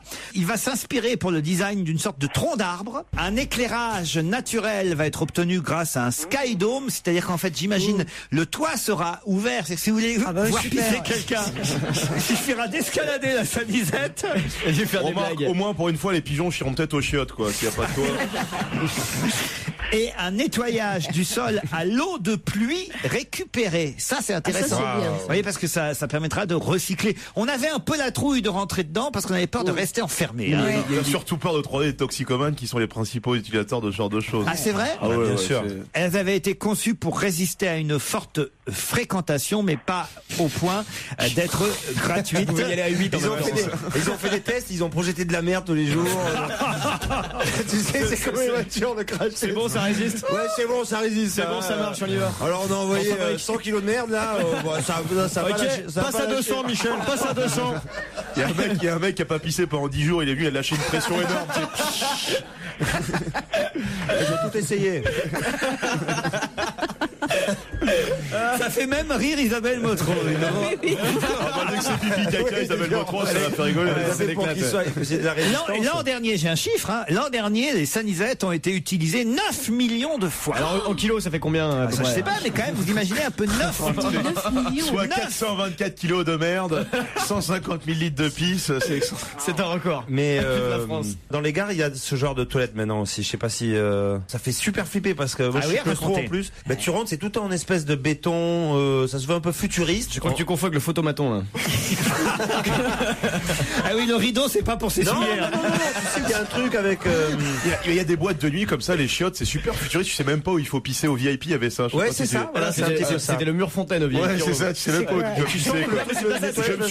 Je me suis lavé les mains. Je me suis lavé les mains dans les trucs de chasse d'eau, moi. Ça m'est arrivé moi aussi. Le pire, c'est celle où il y a des bruits d'oiseaux. Tu vois, moi, ça m'empêche de pisser. J'arrive plus. Tu sais, tu fais des trucs un peu zen. Pourquoi vous avez peur qu'il se pose? Bah oui. Putain, il y a une mouette. Bah oui, une belle branche comme ça. C'est ça le tronc d'arbre. Mais non, tu sais, c'est la folie du zen. Il te met des bruits, tu sais, avec un petit singe d'un coup. Tu vas t'arrêter, ouais, tu vas me laisser pousser tranquille, quoi. Ça te bloque. Bah, ça me bloque. Attends, tu sais les bruits de la forêt ou de la jungle ou quoi? Mais moi, j'ai pas envie de pisser dans la jungle, j'ai envie de pisser tranquille. J'ai envie de pisser un coup tranquille, quoi. Moi, j'aimerais qu'il fasse des bruits, je sais pas, genre. Ça, ce serait sympa, tu vois. Ils attendent 15 secondes que tu rentres dans les shots et ils t'envoient un son, c'est. Tu vois, le mec, t'es flatté, tu vois. Ils y ont pas pensé encore à ça. Il y a un bruit qui fait waouh. En plus, dans les shots zen souvent et tout, ils mettent de l'eau qui coule aussi, comme ça, avec un joli bruit. Oui. Mais quand les toilettes sont pas occupées, ça va. Mais quand t'as très envie et qu'il y a quelqu'un devant toi qui met 2 heures et il y a le petit bruit d'eau derrière, tu sais, qui coule. Et tout de suite, à 17h30, votre dose de rire dans l'après-midi avec Laurent Ruquier et tous ses chroniqueurs, c'est le best-of d'On va se gêner. Ce jour-là, c'est un de nos ministres dont il est question. Bernard Kouchner a fait quelque chose qu'il n'aurait pas dû faire lors de son voyage au Rwanda avec le président Sarkozy. C'est écrit dans la presse. Ah, le salaud, il a volé un sac de riz? Non. Il l'a récupéré. Il a mangé du missionnaire? Non. Non, il paraît que le président Sarkozy a été parfait là-bas lors de ce voyage au Rwanda. Il a reconnu les fautes de la France. Mais Bernard Kouchner, lui, a commis une grosse bêtise. Qu'a fait Bernard Kouchner? Quelque chose qu'il a dit? Non. Qu'il a fait? C'est un faux pas du ministre des Affaires étrangères, d'après ce qu'écrit Nathalie Chouk dans Le Parisien aujourd'hui. Quel faux pas a commis notre ministre des Affaires étrangères? Il a offert une machette au président? Non. C'est grave ou pas ce qu'il a fait? Ah, c'est quand même. Hein, au niveau diplomatique? C'est pas. Voilà, j'imagine qu'on lui a pardonné. C'est vis-à-vis de Sarkozy ou vis-à-vis du président rwandais? C'est vis-à-vis de tout le Rwanda et c'est-à-dire qu'à un moment donné, bon, pour tout vous dire, le président Sarkozy est au mémorial, hein, et il est là pour se recueillir. Et il dépose une gerbe. Voilà, et Bernard Kouchner n'est pas encore là, Bernard Kouchner est un peu en retard, et il se presse pour rejoindre Nicolas Sarkozy au mémorial. Et là, qu'est-ce qu'il fait? Il dit ça va chez les Africains si on peut pas arriver en retard. Non, c'est pas une phrase. Il tombe? Non, il ne tombe pas. Il essaie de rejoindre. Il a un fou rire. Non. Son téléphone sonne et il répond. Non. Il met un boubou. Non, le président Sarkozy, vous le savez, n'a pas éludé les questions sur le rôle de la France pendant le génocide rwandais. Il a admis des graves erreurs de notre pays. Il a fait l'inverse, Kouchner. Il a admis une forme d'aveuglement, une opération turquoise engagée trop tardivement, a dit le président. Bon, tout ça c'est très bien. Le président Sarkozy a été parfait, mais hop, Bernard Kouchner, lui, est un peu en retard sûrement. Et il essaie d'aller rejoindre Nicolas Sarkozy au mémorial. Et qu'est-ce qu'il fait? Qu'est-ce qu'il y a dans un mémorial? Bon, il y a des fleurs. Il traverse la pelouse. Il traverse la pelouse et il marche sur les tombes des soldats. Oh là là. Il a piétiné la fosse commune où reposaient 258 000 victimes. Bonne réponse de Fabrice Eboué. Ah ouais, là c'est de la boulette là. Voilà, ça, si on en croit la journaliste du Parisien, le seul faux pas aura été commis par Bernard Kouchner, pressé de rejoindre Nicolas Sarkozy au mémorial. Il a imprudemment, c'est le mot, piétiné la fosse commune où reposent 258 000 victimes. C'est embêtant quand même. C'est une fosse commune. Elle était peut-être mal signalée. Oui, c'était mal signalé. Ça c'est vrai. Ouais, ce soir ils ont mis des toboggans et tout. Les vraies communes, il y a souvent un panneau à l'entrée, mais les fausses communes.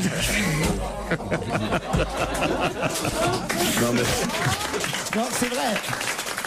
Une fosse commune, alors c'est signalé, c'est un charnier, c'est quoi? Un charnier, il a marché dans le charnier. Non, mais ça devait pas se voir. Le pauvre ministre n'a pas fait exprès, évidemment. Vous imaginez bien. Surtout que s'il y a 250 000 cadavres, les fleurs doivent bien pousser, quoi. Ça fait de l'engrais, tout ça. Non, écoutez, non, un peu de respect pour les victimes. Oui. Il marche dessus, l'autre. Il est ministre, ça va. C'est pas faux en même temps. Arrête, Michalak, de te foutre de ma gueule, c'est bon. En fait, Michel, il faut l'avoir à côté qu'en face, parce qu'en face, c'est répugnant. À côté, on peut taper dessus, ça détend. Ouais, c'est pratique. Depuis que je l'amène à la muscu, il a vraiment l'impression d'être balèze. Ah ouais. J'ai pris la physique. C'est un autre monde, quoi. Vous l'emmenez? Ouais, je l'emmène. On va à la salle de muscu. Mais qu'est-ce qu'il fait, lui? Moi aussi, je l'appelle la muscu. Ah non. En deux mots, bien sûr.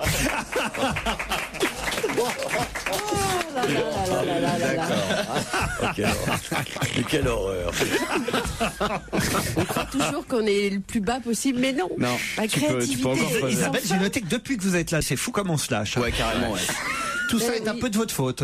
Oui, je pense parce que j'écoute attentivement et je note toutes les fois que vous vous lâchez dans la semaine et je constate que c'est beaucoup moins. Ça te flatte d'être une muse pour des gros porcs comme nous. Qu'est-ce que les fans de Justin Bieber lui ont jeté sur scène pendant qu'il était en concert à Paris? C'est des filles déjà qui ont jeté des choses. Oui, c'est des filles parce que vous savez qui c'est, Justin? C'est le petit jeune là qui cartonne. Le rappeur canadien. Voilà, c'est un jeune Canadien de 15 ans qui fait un tabac avec son premier single qui s'appelle Baby et il était en tournée, enfin de passage en France. Et... Bon, le grand classique, c'est les culottes, les soutiens-gorge, tout ça. Il dit ça comme si c'était son quotidien, Alphonse. Il sort dans la rue, les gonzesses, jette des trucs. Le grand classique. Ouais, je prends des culottes, je ramasse à tous les coins de rue. Je chante pas, moi. Vous devriez. Donc c'est pas ça. Alors non, c'est pas des culottes. Des mouchoirs? Non. C'est quelque chose d'agréable ou c'est un peu genre dangereux? Il était là avec sa casquette bleue sur la tête. Alors il a donné un concert en haut de la Tour Eiffel. C'est assez étonnant en plus. Voilà. Oui. C'est compliqué de lui jeter des trucs s'ils sont en bas. Ils ont jeté des trucs là-haut? Non, mais il était au premier étage. Quand je dis en haut, il était au premier étage de la Tour Eiffel. Bon, il faut savoir que les fans ont entre 13 et 15 ans, hein, et c'est la première fois qu'il venait en France chanter. Justin Bieber, 15 ans, hein, une jeune star de 15 ans. Et alors là, elles étaient là, toutes les fans, et qu'est-ce qu'elles faisaient? Qu'est-ce qu'elles lui jetaient alors? Ils lui ont jeté leur doudou? Non, c'est ça qui est rigolo. C'est la première fois moi que je vois. Des ours en peluche? Non. Un truc comme ça, quoi? Non, bah oui et non. Des choses qu'elles ont trouvées au pied de la Tour Eiffel? Non, des choses qu'elles avaient sur elles, forcément. Des vendeurs africains, des trucs comme ça. Quand on a 15-16 ans, qu'est-ce qu'on a sur soi, hein? Les téléphones? Non. Des capotes? Non. Du gel lubrifiant? Non. Il a un groupe des fans adolescentes, des quoi. Des petites de 13-14 ans. Des gamines. Ah bah oui, des tampacs souillés. Non. Le cadeau. Non. Ah oui, c'est le début. Hein. Elles ont 15-16 ans. Lui, il est là. Alors évidemment, elles avaient des petits panneaux. On veut t'épouser, on t'aime. Des trucs de maquillage? Non. Et qu'est-ce que peuvent avoir des gamines? Des carnets intimes, là, leur petit carnet. Ah, ça c'est mignon. Ah, c'est pas mal, ça. Ah ouais, elle lui aurait balancé leur petit carnet intime. Vous avez lu un petit carnet intime, Fabrice? Oh, quelle horreur. Ah oui, cher journal. Aujourd'hui, je me suis fait péter le cul par le chauffeur de bus. C'est vachement émouvant, cette jeunesse qui s'ouvre au monde mystérieux de l'amour à l'époque des lilas. Ah ouais, c'est vrai, ouais. Ça doit être quelque chose, ce idée, ouais, c'est vrai. Jour 50 de ma vie, toujours noir. Je crois qu'il a été consigné par la police. Isabelle, vous en avez un toujours, je suis sûr, encore aujourd'hui. Non, j'en ai eu un quand j'avais cet âge-là. Ouais. Ah ouais. Et alors, qu'est-ce qu'il y avait dedans? Papa et maman ont été méchants aujourd'hui. Non, mais non, quand t'as un journal, c'est pour parler de trucs de tes copains, de tes histoires avec tes copines, avec qui t'es fâché, que tu reviens. Enfin, c'était à quel âge ton premier petit copain? C'était à quel âge? Je me rappelle pas, mon pauvre ami. Olivier, sur votre bateau, vous avez une sorte de journal de bord? Ouais, enfin, c'est pas pour écrire des choses de ce genre-là. C'est pas pour écrire ce genre de trucs. Il écrit des petites poésies dessus. Ouais, des poèmes à la lune et tout ça. Jour 50, une pieuvre m'a branlé toute la nuit. C'est un fantasme, ça. Ouais, ça arrête pas la pieuvre. Hein, elle a 18 tentacules, mais j'ai réussi à l'épuiser quand même. Justin Bieber, c'est son nom. J'espère que je prononce bien. Hein. Bieber. C'est grâce à sa page Facebook et MySpace qu'il a obtenu des fans comme ça à travers le monde et sur le site de partage de vidéos YouTube où on le voit chanter, jouer de la guitare. C'est pas des vêtements? C'est pas une pièce de vêtements? Des jeunes filles ou des jeunes garçons? On connaît pas de jeunes filles, on connaît des vieilles putes. On connaît pas de jeunes filles, ouais. Quand on a 15-16 ans, qu'est-ce qu'on a sur soi toujours? Des tests de grossesse? Non! Je sais pas. C'est des fringues? Mais non, enfin écoutez...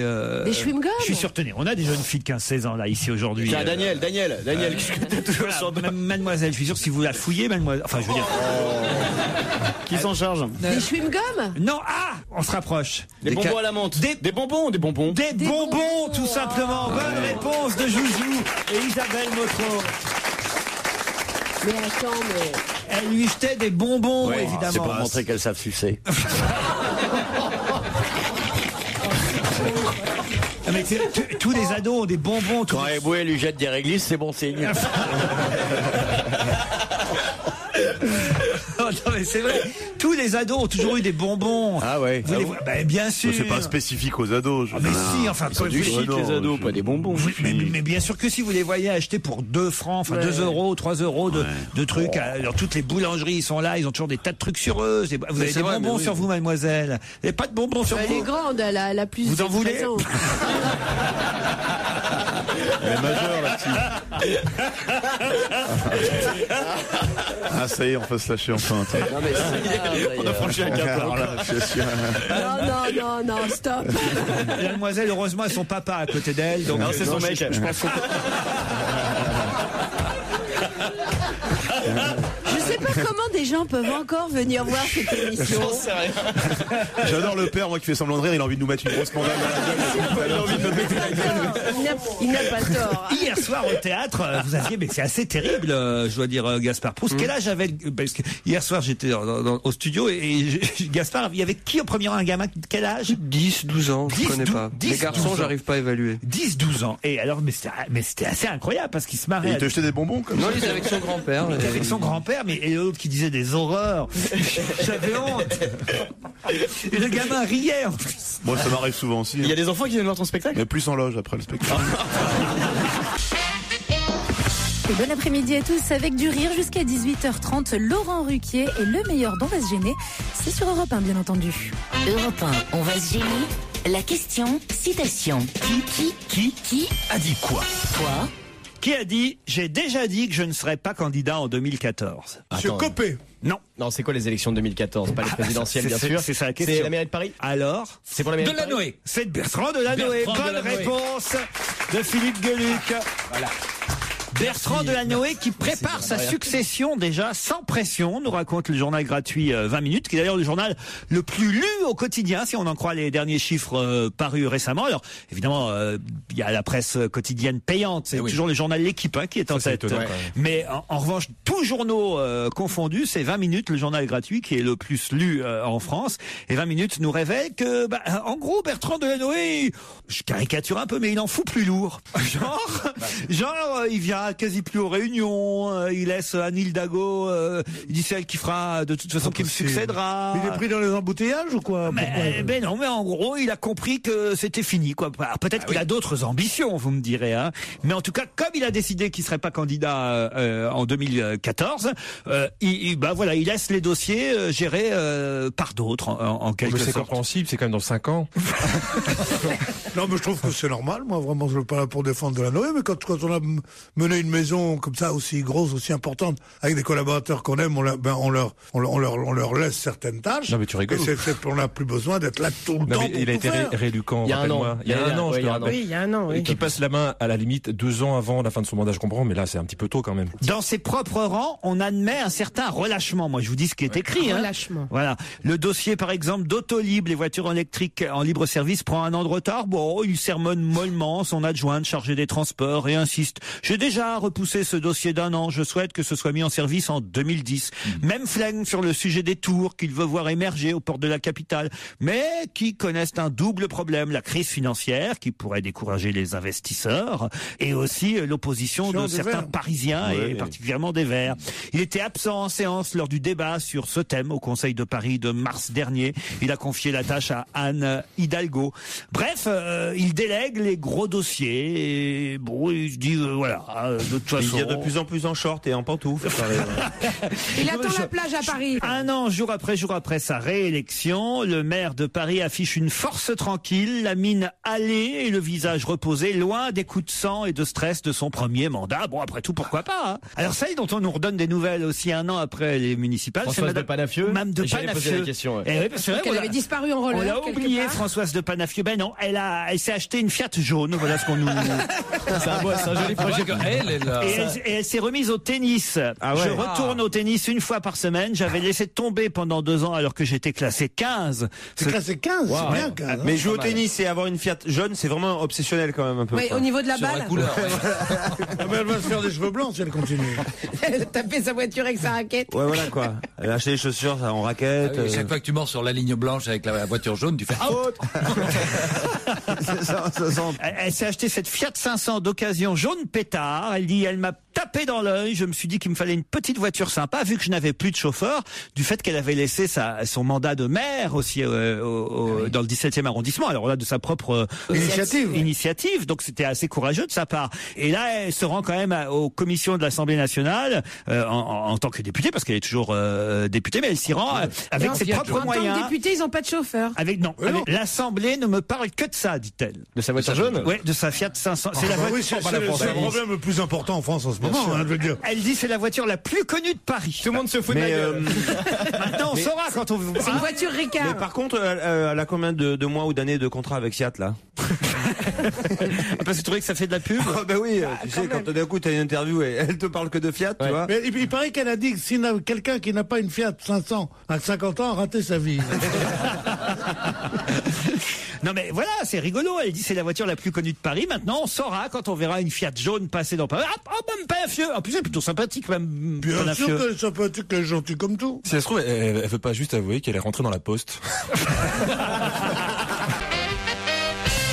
Avez-vous parlé de Caïd maintenant, qui à cause d'une petite opération des testicules se voit cité, recité et être la vedette des tribunaux. Pour quelle raison Caïd, à cause d'une opération des testicules, est-il aujourd'hui la vedette des tribunaux? C'est son nom, Caïd? Oui, c'est pas un Caïd? Non. Caïd, c'est un prénom de quelle origine, ça? Ah bah écoutez, je sais pas, c'est à la une du Figaro aujourd'hui que vous pouvez lire cette petite histoire racontée par Laurence de Charette. Il a changé de sexe? Non, Caïd n'a pas changé de sexe. Bon, vous cherchez, je vais pas faire l'émission tout seul. Mais en fait, t'étais bien parti là, on était... L'été dernier, en effet, pour une petite opération des testicules, qu'est-ce qui s'est passé pour Caïd? C'est lui qui porte plainte? Non, c'est pas lui qui porte plainte. Il y a une plainte? Non. On lui a greffé un truc en plus? Il y a une plainte. Ah bah oui, effectivement, il y a une plainte. Ils sont trompés, ils lui ont coupé tout? Non, le 23 mars prochain, les tribunaux, évidemment, trancheront, si j'ose dire. Ils ont greffé la couille d'un autre? Non, pas du tout. On porte plainte contre Caïd? Non, pas du tout. Caïd porte plainte contre Caïd est victime dans cette affaire, mais pas la seule victime. On lui a à la place des testicules, on lui a greffé des riz de veau. Non, on lui a greffé les couilles d'Amanda Lear. Non. Il porte plainte concernant Caïd l'opération. ne porte pas plainte. Qui porte plainte alors? C'est la femme de Caïd, c'est sa meuf qui est pas contente parce qu'elle peut plus du coup. Pas sa femme, mais sa maîtresse. Non. Sa fille aînée. Sa maîtresse, en quelque sorte, oui. Ah bon. C'est un animal, Caïd. C'est un animal. Caïd est un animal, évidemment. Ah, c'est un chien, Caïd. Ouais. Pas un chien, c'est un chat, c'est un félin. C'est un félin.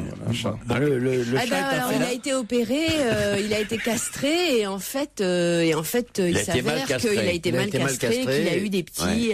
C'est pas ça du tout. Est-ce que c'est le chat qui s'est échappé? On lui a greffé des couilles d'homme et il a fait des petits chats mi-homme, mi-chat. Ah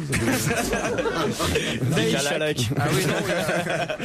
Vous avez dit quoi, Jérémy? Est-ce que c'est le petit chat qui s'est échappé et il porte plainte contre le vétérinaire en fait, les maîtres et maîtresses du petit chat? Excellente réponse de mon joujou. Je sais pas que c'est pour une histoire de...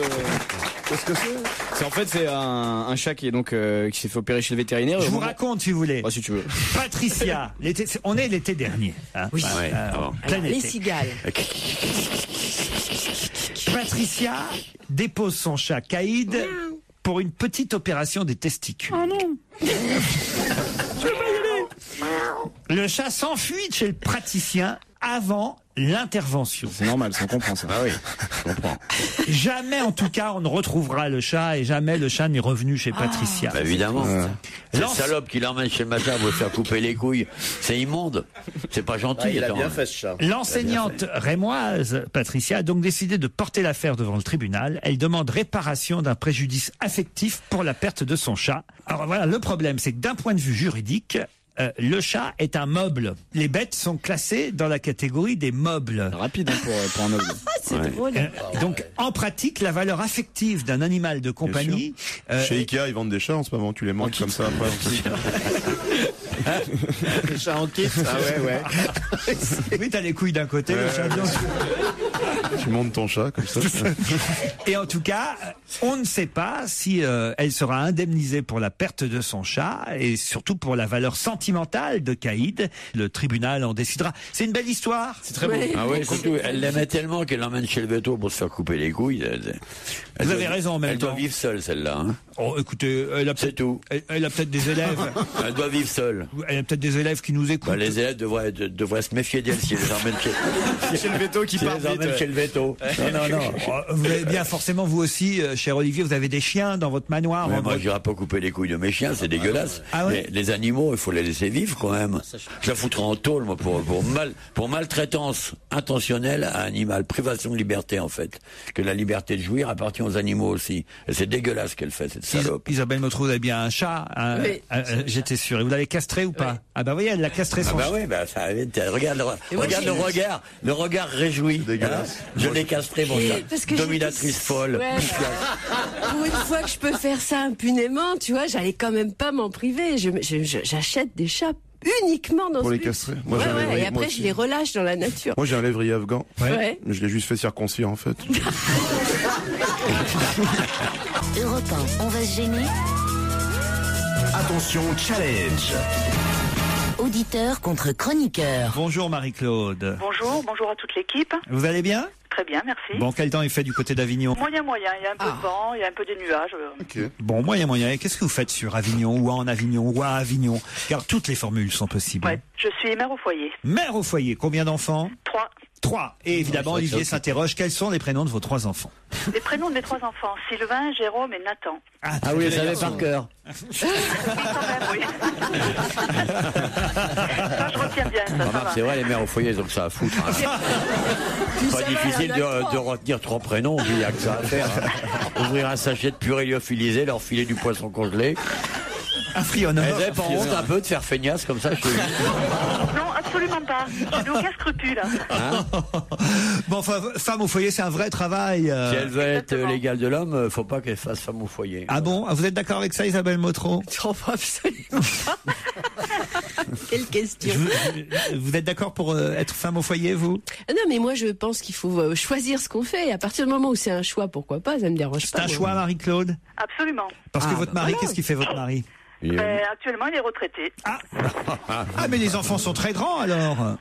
Le dernier a 18 ans. Ah oui, quand même. C'est bien, ils vont rester au foyer jusqu'à quel âge? La garde de 40 ou quoi?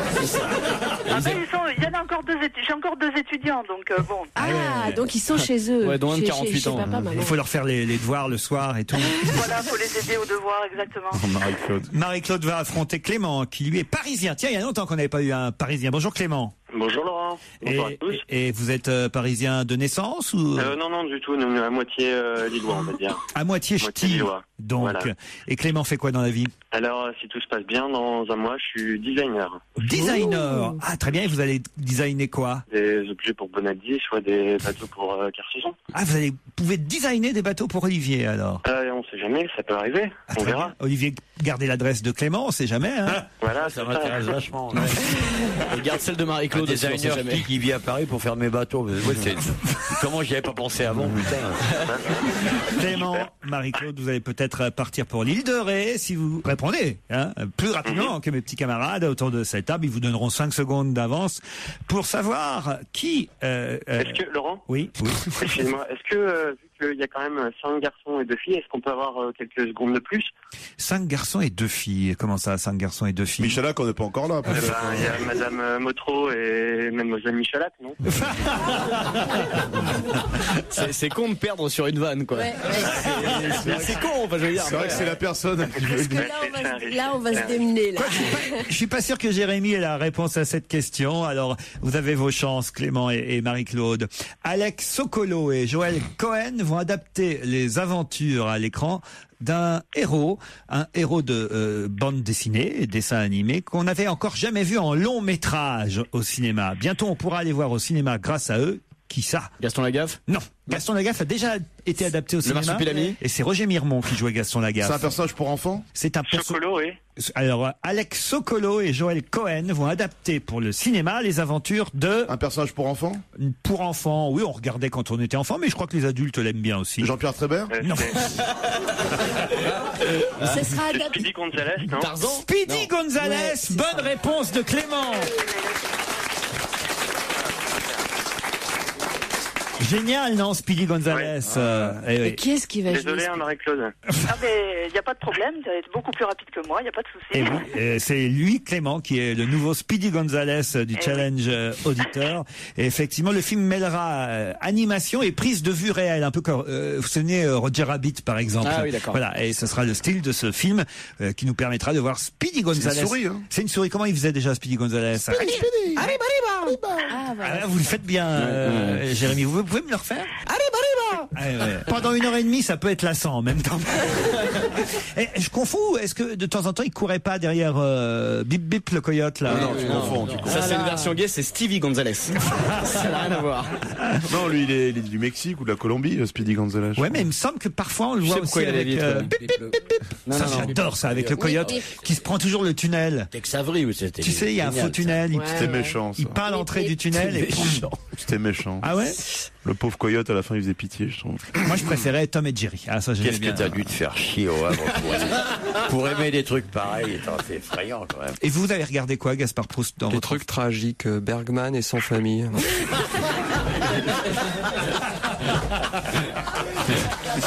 Vers la joie, j'avais 3 ans, j'ai regardé le premier Bergman. C'est comme ça que je me suis construit.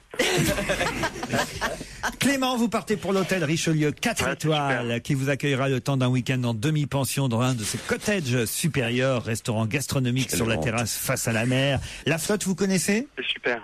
La Flotte, non, mais alors de toute façon, c'est pas moi qui vais y aller parce que moi je suis en charrette pour mon diplôme. Ouais. Ça va être pour mes parents que j'aime, que j'adore, que j'embrasse. Waouh. Et puis j'en profite aussi pour embrasser tous mes potes de Lille et de Paris. Et puis je vous remercie parce que vous m'aidez pas mal quand je bosse dur à H24. Je vous ai en fond sonore et ça me fait beaucoup rire. Voilà. Écoutez, c'est gentil Clément, et en tout cas vous êtes un bon fils qui envoie ses parents sur l'île de Ré. Marie-Claude, elle, retentera sa chance sur ruquier@europe1.fr. Du rire, encore et toujours, on continue avec le best-of de Laurent Ruquier, le best-of dont va se gêner. Cette fois-ci, il était question d'un drôle d'apprentissage. Europe 1, on va se gêner. La question bête. Certains chroniqueurs ont toutes leurs chances. Dans un instant, nous aurons au téléphone Violetta Carpentier. Et vous pouvez vous inscrire auprès de Violetta si vous voulez apprendre dans son école. Apprendre à quoi? C'est pour les garçons, pour les filles, pour tout le monde? Alors c'est peut-être plutôt pour les filles. C'est sexuel? C'est plutôt Michel qui irait s'inscrire. Ah bah alors du lap dance. Pardon? Du lap dance. Si c'est Michel, c'est du lap dance. Obligatoirement. Du striptease à domicile, ouais. C'est du striptease, de l'effeuillage. Bonne réponse de Jean-Luc Lemoyne. Ben voilà. Bonjour Violetta. Bonjour Laurent. Vous apprenez l'effeuillage. Tout à fait. Le striptease, pas forcément le lap dance comme le dit Jean-Luc Lemoyne. Non, c'est pas de la lap dance, effectivement, c'est de l'effeuillage. C'est-à-dire apprendre à jeter son soutien-gorge à sa gauche et se déhancher à droite, c'est ça? Voilà. Et pourquoi on doit jeter le soutien-gorge à gauche et pas à droite? Ah bah ça y est, il y a des règles. Là, je parlais pour les droitières, en fait. Ah oui, d'accord. Ah bon? Ah oui, vous avez fait peur quand même. C'est-à-dire qu'il y a des règles à respecter comme ça. Oh bah oui. Bah oui, on se dérange pas du même côté qu'on jette son soutien-gorge. Ah oui? Bon, enfin, moi je l'ai fait une fois. J'ai fait une fois, ça a eu un effet désastreux. Tous les mecs ont demandé. Non mais c'est vrai, pardon. Art Trip School, c'est le nom de votre école de séduction dans le 9e arrondissement de Paris. Et il paraît qu'apprendre à se déshabiller est à la mode, c'est vrai? Absolument, c'est à la mode, c'est en phase croissante depuis une dizaine d'années déjà. Donc on arrive à un moment où les femmes sont de plus en plus libérées et s'assument de plus en plus, effectivement. Ah bah oui. Combien d'élèves vous avez? Parents, vous voulez dire? Parents ou enfants? Quelques centaines. Quelques centaines. Une classe de 6e. Est-ce que vous faites le travail à la barre ou pas? Oui, mais alors ça c'est complètement autre chose. Ça c'est de la pole dance. C'est 50 € les 2 heures, c'est ça? Tout à fait. Est-ce que vous faites la petite tape sur les fesses là? Enfin, en milieu des feuillages ou pas? Non. Qu'est-ce que c'est que ça? Les filles se mettent une petite fessée un peu. Ouais, tu sais. On reste dans le côté glamour et alors. C'est glamour. Bah si une tape sur les fesses, c'est pas glamour, bah non. Et est-ce qu'il faut venir avec ses propres affaires ou vous fournissez des trucs? On apprend à se déshabiller avec n'importe quoi, ou il faut venir habiller avec un kawaii. Il faut apporter ses accessoires. avec une blouse. En tout cas, si vous êtes très timide, il faut venir avec plusieurs couches. C'est sûr. Bah non, mais c'est vrai. Parce qu'on se déshabille. Enfin, je veux dire, toutes les filles qui viennent prendre des cours chez vous, elles viennent habillées, elles sortent du bureau, elles sont pas obligatoirement de l'amour. C'est pas pour des professionnels, on est bien d'accord. C'est pour les dames qui le soir voudraient faire plaisir à leur mari quand ils rentrent à la maison. Donc c'est ça, on a un costume. Pour elle-même. Ou pour elle-même? Comment ça, pour elle-même? Eh bien, parce que tout simplement. Ah bah oui, avant d'aller prendre la douche, par exemple. Quoi. Enfin, l'enfer des gens. Tout à fait naturel, tu sais. Bon, allez, je vais prendre une douche. Vous imaginez l'enfer des gens qui ne savent pas se déshabiller? Ils sont obligés de vivre toute leur vie. Ça, c'est terrible. Non, mais il y a une façon érotique, sensuelle de se déshabiller. C'est ça que vous enseignez, évidemment, Violetta. Tout à fait. On travaille surtout sur l'attitude et puis les jeux de regard, les jeux de placement, etc. Vous regardez les personnes en face de vous pendant que vous vous déshabillez, vous? Bien sûr. Mais oui, et c'est ça toutes les Comment techniques, vous êtes parce qu'il faut pas. Ah non, ça va se finir sur Internet. Non mais la question de Pierre est importante parce qu'évidemment tout est dans le regard et l'important est de pas avoir l'air con en cherchant. Elle est très jolie, Violetta. En cherchant le truc pendant que tu regardes. Et nous là, on vous écoute. On est couché dans notre lit. Là. Et par exemple, vous êtes comment? Et pour les hommes aussi, est-ce qu'il y a des cours? Parce que exact. Par exemple, il y a des classiques comme enlever le caleçon avant les chaussettes, par exemple. Oui, alors nous, on est réservé, on fait des cours uniquement réservés aux femmes. Mais il faut garder les chaussettes. Vous n'êtes pas la seule, hein. Arrêtez avec ces chaussettes, les garçons, je vous en supplie. Enlevez ce truc-là. Ah, moi, j'enlève toujours mes chaussettes. On va quand même, c'est la moindre des choses. Non, le pantalon. À moins de puer vraiment des pieds. Le pantalon, moi, je les garde pour montrer mon mépris à la personne. Avec le pantalon sur les chevilles. Moi, ce que j'adore dans les films X, c'est que souvent, comme ils font l'amour, ils baissent dans des endroits insolites. Souvent, ils gardent, tu sais, des baskets ou des grosses chaussures ou quoi. Donc, ils sont à poil avec des rangers. Avec les pompes de barappe. C'est ridicule, quoi. Dites à Violetta. Oui. J'aimerais savoir, parce qu'il y a des tas d'écoles. Ça veut dire qu'il y a des cours qui sont... Il y a l'école dure et l'école mou. Mais non, mais je pensais qu'avec votre école, moi qui enseignais les feuillages, je m'aperçois qu'à Paris, par exemple, vous avez une concurrente qui s'appelle Delphine Gaudy. Vous connaissez? Ah, Delphine Gaudy, ouais, oui, tout à fait. C'est la dirigeante de Dollhouse. C'est quoi la différence entre vos deux enseignements? Écoutez, je ne connais pas trop les siens. En tout cas, nous, on travaille beaucoup sur tout ce qui est cabaret. Après, je sais qu'il y a eu des écoles qui se sont montées dans tout ce qui est burlesque.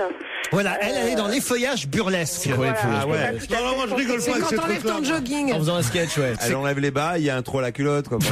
Il y a des blagues. C'est des blagues, quoi, tu vois.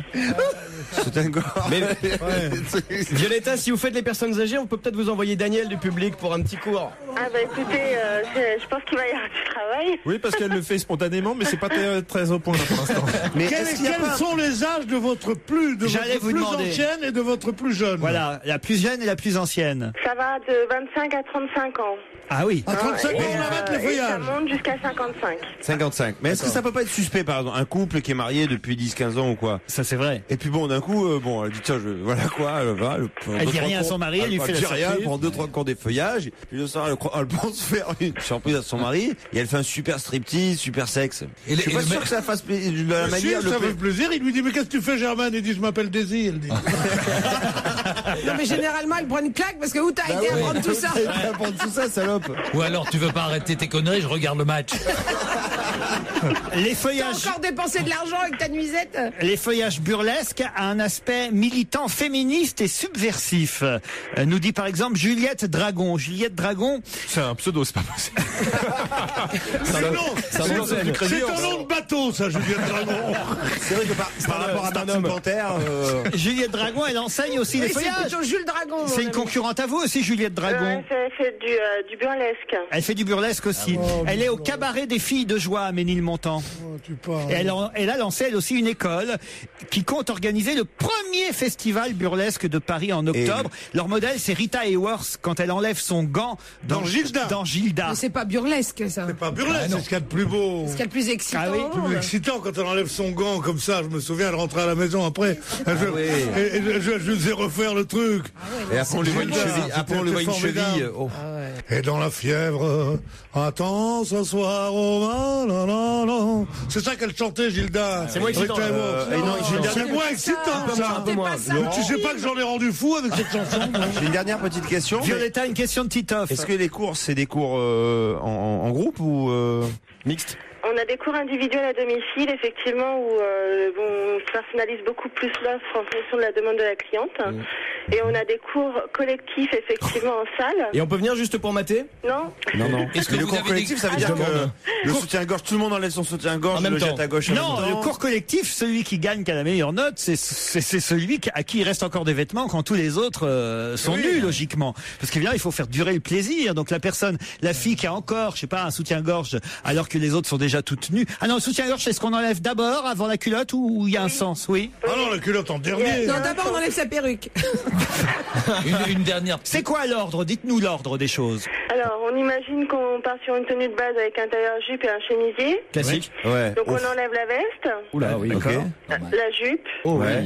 Le chemisier. Oh là, j'y jouis, moi, ça y est, c'est bon. Oh non, je n'osais pas le dire, mais Ensuite. Le soutien-gorge. Ouais, ça fait un Le quart d'heure. soutien-gorge. Et on finit par le string. Ah, m'en fous, je dors Attendez, là, je et les dors. chaussures de ski, elles sont où alors? On n'enlève jamais les chaussures, monsieur. Violetta, et les bas? Alors les bas, on les met quand on a un peu plus de maîtrise.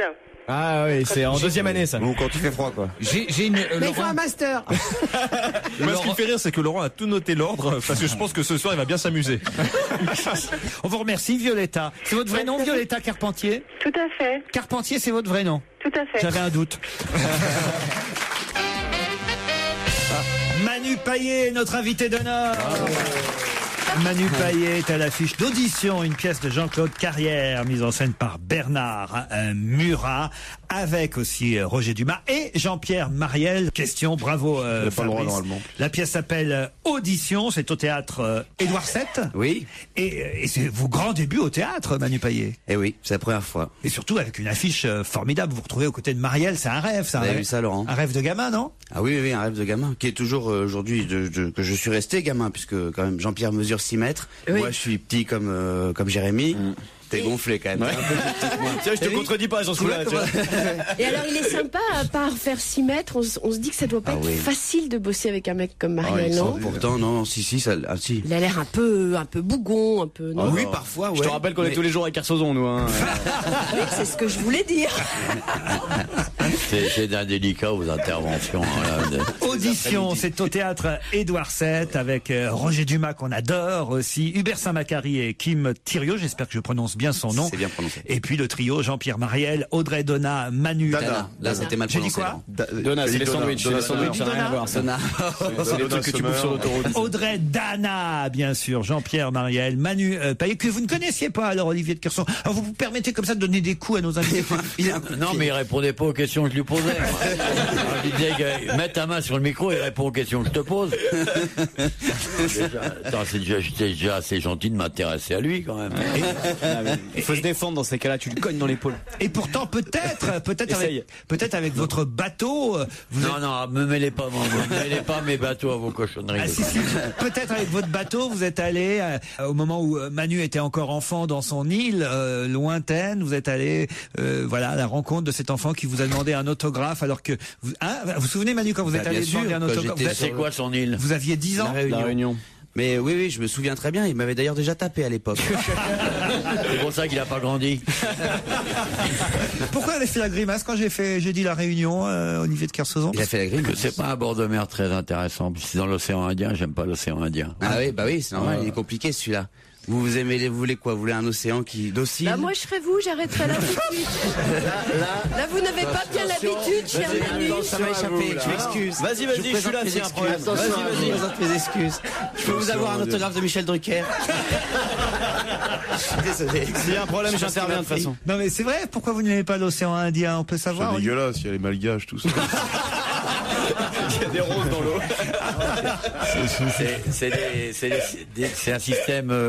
C'est un système éolien d'influence continentale, donc c'est pas très intéressant. Voilà. Dites donc, Alfonsi, vous êtes viré. Pardon. Votre téléphone portable vient de sonner. Il y en a un qui a le droit de faire ça ici, c'est Olivier de Kersauzon. Ouais, t'as vu à quel point il est branché, Alfonsi, sa sonnerie, c'est les copains d'abord de Jean.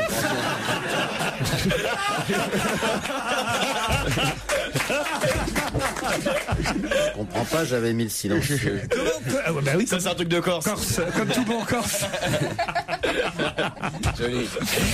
Est-ce qu'il y a eu une audition, tiens, comme dans la pièce en fait? Oui, il y a eu une lecture, oui. Une lecture. Oui. Alors ça, c'était très impressionnant parce que j'étais un des premiers. Pour une fois, j'étais à l'heure et puis et quand Jean-Pierre, donc Marielle, arrive. Ouais, bonjour, salut. Ah, c'est toi le petit yoke, très bien. Eh ouais, ça fout la trouille quand même. Ouais, bah comme quand tu vois celui-là, hein, Olivier. Quoi. On a eu pire l'autre fois, on a eu Guy Marchand, c'est encore un autre. Ça doit être agréable pour Marielle d'avoir ça dans les pattes. Avoir fait la carrière de Marielle, qui est un acteur extraordinaire, je sais pas quoi, tu vois.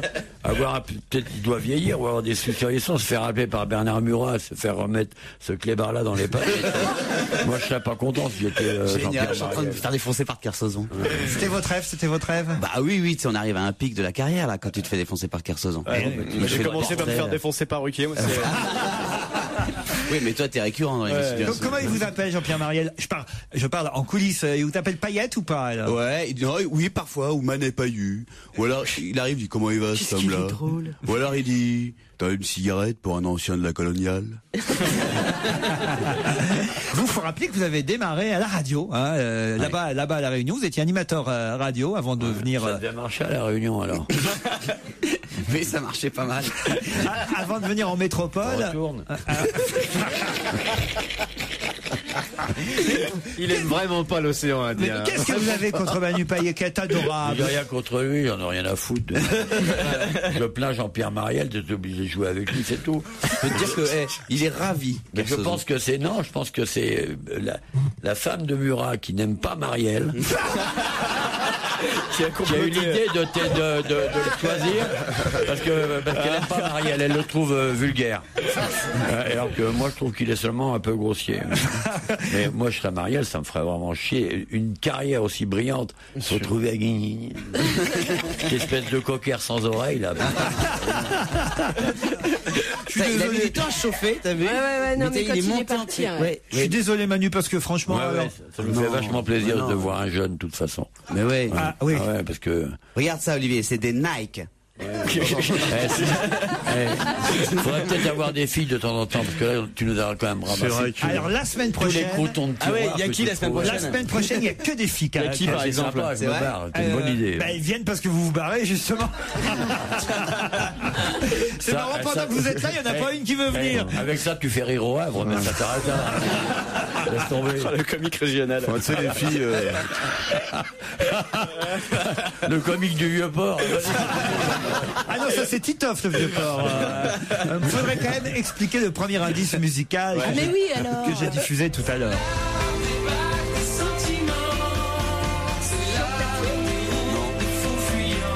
Calogero et Stanislas qui chantent la débâcle des sentiments, tout simplement parce qu'on vous voyait dans le clip. Ouais. Tu fais un petit truc, oui. Connerie avec eux dans le clip, ouais. Parce que je savais qu'Olivier regardait MCM à ce moment-là, et puis j'avais eu envie de l'emmerder. Kung Fu Panda, c'est évidemment parce que vous avez prêté votre voix à ce personnage, ce panda qui fait du Kung Fu. Exactement. Et la voix française, c'était Manu Payet, Olivier de Kersauzon. Ça, vous l'ignoriez, évidemment. Vous partirez en tournée avec Jean-Pierre Marielle et cette pièce, Audition Manu. Bah, j'espère bien. Ouais, j'espère. C'est prévu déjà ou pas? Oui, je sais pas. La Polynésie, quand il y aura Olivier. Jean-Pierre Marielle a acheté une laisse. Quand le rideau s'ouvre, vous êtes déjà sur scène ou pas? Alors figurez-vous, Laurent, que le rideau ne s'ouvre pas car il est déjà ouvert lorsque vous entrez dans la salle. Et c'est une première à Édouard VII. Vous êtes sur scène déjà? Non, j'arrive.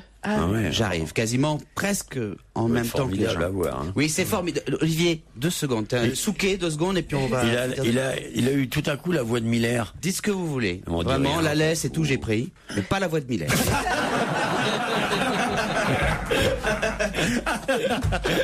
Gérard est venu vous voir déjà? Non, pas encore. Non. Alors il paraît qu'il y a eu une générale impressionnante. Je sais pas qui est votre attaché de presse mais alors il paraît que c'était tout le gratin, tout Paris dans la salle. C'est vrai? Oui, dis donc, oui, c'était assez impressionnant d'ailleurs. C'était assez impressionnant. Il y avait qui? C'est une pièce un peu interactive parfois. Enfin, on sollicite le public. En tout cas, les acteurs ont conscience qu'il y a un public devant eux et lui, ça le stresse, le petit jeune encore plus. Et le soir de la générale, c'est vrai que je l'ai vu à la ferme Célébrité. Quel enfoiré. Pas du tout. Et alors Qu'est-ce que je disais? Ça va Qu'est-ce que je disais? Donc le comédien a conscience du public et ça le stresse encore plus. Oui, et puis parfois il se penche vers le public, il les regarde comme ça, et puis le soir de la Générale, comme il y avait la terre entière, c'était assez compliqué de regarder dans le public. Alors c'était sur qui vos yeux se posaient en premier? Marielle m'a présenté son grand copain Jean Rochefort, par exemple. Moi j'étais classe. Ouais, très très classe. Et ensuite à chaque fois que il y avait des gens vivants ou pas? Il y avait Maria Forêt. Il faut ouvrir les fenêtres du studio, Laurent. Ils sont en train de tous devenir aigris, ils sont fous ici. Ah oui, vous avez raison. Les plombs. Ah oui, ils sont fous, ils ont pété un câble. Mais remettez-les à la télé, faites quelque chose, Laurent. Ah non, Olivier de Kersauzon à la télé, ça c'est plus possible, il veut plus. Ah, Olivier voulait plus. Je crois que les gens veulent pas. C'est con parce qu'il s'est arrangé, je trouve, avec le temps, une meilleure gueule. Attends, l'autre merdeux, il fait des commentaires sur un physique de demi-dieu de l'océan. Alors que lui, il fait que les barres chez Marielle. Et voilà, le best-of d'On va se gêner, c'est fini pour aujourd'hui. Laurent Ruquier et ses chroniqueurs qui reviennent dès demain, 16h, 18h30 sur Europe 1.